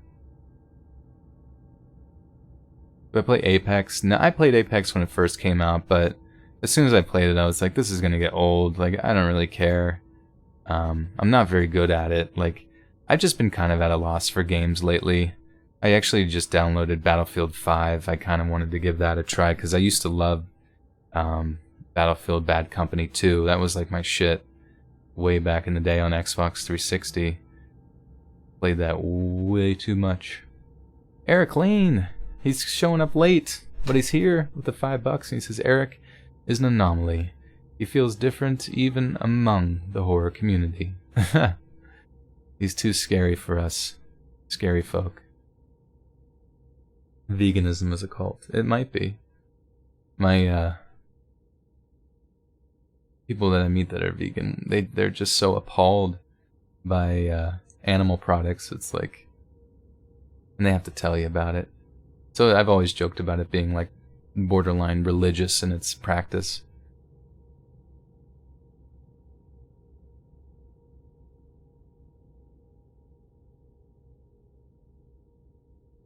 But yeah, I don't know. I'm looking forward. E3 is coming up here soon, so I'm excited to see different games. You know, even Red Dead, like, I liked Red Dead too. It was great. I was kind of disappointed in the story overall. I felt like it was kind of lackluster, and you know, there was just, you know, the old meme. You've probably seen the meme, like, we gotta have faith, Arthur. We need money, Arthur. Like I'm pretty sure people have made a compilation of Dutch saying we need money. Like, how many times he said that in game just infuriated me, because I'm just like, and the fact that Arthur continued to listen to him, and the fact that they needed money, and I don't know, the progression of the story, just like, sometimes I wonder why it's so difficult to write a story that makes sense. And I guess it makes sense sometimes, because when you write it, it makes so much sense on paper, and then things get cut and changed, and you can tell he's 29 because he's yawning at midnight, yeah. I'm also crocheting right now as I talk to you guys. Petting my 50 cats. We need money, Arthur! No, Robin, I don't... Honestly, visually, Robin, I'm not trying to I'm gonna step on any toes here. I don't wish to disrespect Red Dead, but visually, Red Dead is a gem. It's beautiful. It's an amazing achievement in visuals and I want to say immersion in video games. But man, I just like, my frustration was like, before you even got to know some characters, some certain storylines, the like sub storylines would be over in like 4 missions, like the Braithworths or whatever, like the rich family. It's like, before you even get to know them, you're like already like feuding. You're already like having a boss battle with them or something like that. But the one thing I do love about Rockstar Games is that they have used one of the most satisfying animation systems in games for since Grand Theft Auto 4 with their Euphoria engine. So like basically whenever like any sort of stimuli comes towards a character, it can like mix it'll mix whatever the stimuli is coming in at the character, whether it's like a gunshot or anything like that, and it will like kind of auto generate an animation on the fly, like and it's really, really cool because you never see the same death animation twice, which to me is like such a massive leap. You know, it's because sometimes you play like things like Call of Duty or you know, whatever, and all you see is like the canned animation systems where it's just like, oh sweet, I've seen that animation like 60,000 times or whatever. And that's why I like games like Overwatch has like Ragdoll, and it's like really, sometimes it's really funny, you know, and there's no animations to it or whatever. But I would love if Rockstar came out with a first-person shooter. I would play that, like an actual competitive first-person shooter, and they use the Euphoria engine. I would play that to death. I'm pretty stoked for Halo Master Chief Collection, especially on PC. That should be sick. Eric Lane with the 2 says, ladies, if Joel rejects you, I'm here. It's a rebound. We need to get Eric a babe. What is going on? Who's going to step up to the plate? Make this happen. Eric, you bet if you get hooked up, shacked up with one of these ladies in here, you better invite me to the wedding. I will be your priest, your high priest.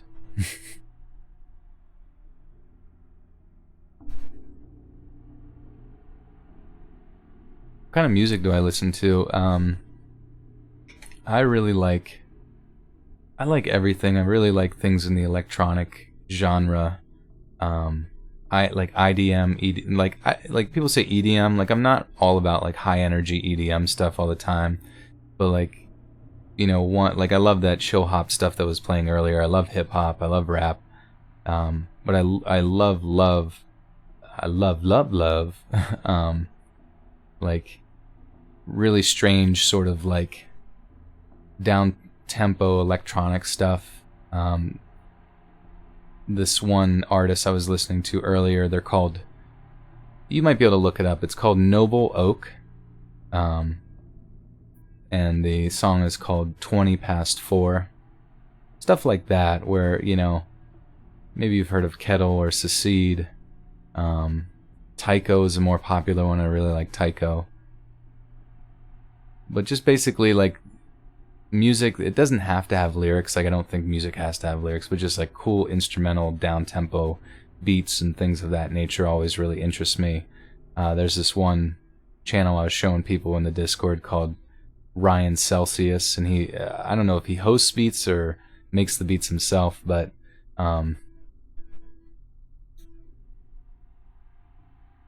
there's this couple playlists on there called like Trappin' in Japan that you guys should listen to, and they're always live streaming, and it's really cool. Lucy says, Joel, please tell the people where your face reveal is. They won't listen to you. Yeah, if you guys go to Discord and go to the Selfies channel on the Discord and check the pinned messages, you may just see a little A little bit of a surprise.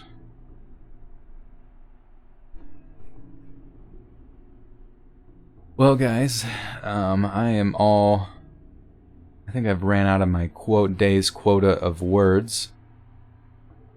But guys, thank you so much again for helping me with that demonetization thing. Like, that freaking sucked. I was so scared. After, I quit my job to do YouTube, and I know some people may have thought that that was an unwise decision, but I mean, making videos on here makes me so happy. It makes me happy that you guys are happy listening to them, that they can help you with anxiety and sleep and, entertainment and all those kind of things. Like, that just makes me feel so good that I'm, like, making a difference in people's lives, and, being able to make a living doing that is seriously a dream come true. I always, grew up hoping to be some sort of voice actor. I mean, maybe one day I'll be able to experience that in some other fashion, in television or whatever. But right now, I feel like I'm living that dream here on YouTube, and I just really, really appreciate you guys, essentially making noise to get YouTube's attention. And it worked, in less than 24 hours I was remonetized, and life was back to normal. It literally was just a bad dream on my birthday, which was so funny. And you guys have more than made up for that bad day today with all of your support and donations. I really appreciate that, and just how positive you guys are about everything. This is a really fun community that translates over really well into Discord, so if you guys want to make some friends and maybe even get to talk to me a little bit more, possibly even like one-on-one situations and stuff, I'm on Discord, and we always have fun in voice chat here and there. So guys, thank you so much for being here. The Crispy Mallow says, with the $2, says face reveal at Eric's wedding. He? Well, that is a certain possibility, unless I wear he lifts his wife's veil and sees it in fact is I. Eric with the 2 says, ladies, I can cook grapes. Oh yeah. You can give him a good washing. But yeah. Thank you guys so much. Yeah, 29 rotations around the sun. Hopefully I get maybe 100 more. That'd be dope. That'd be so weird to live to be 129. I wonder if like 30 of those years are just utter torture and you're like, kill me. I'm an actual raisin. A walking raisin. But I love you guys so much, and I thank you so much for just being here with me while making this video. And this will be out tomorrow around 7 p.m. Eastern Standard Time, which is what time I guess in California that's around 4 p.m. So sometimes I wonder if I should wait a little bit later to release, but that seems to be a good hour, and everybody's used to it now. Monday, Wednesday, Friday, usually streaming, sometimes Sundays, and then Tuesdays and Thursdays the day before.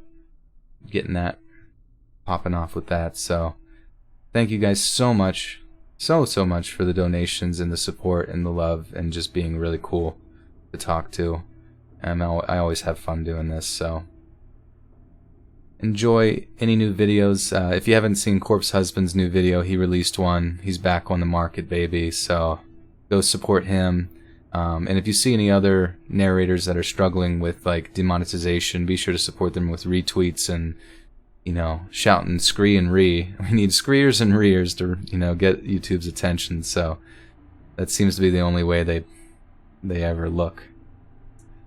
So, alright, love you guys. I will chat with you soon.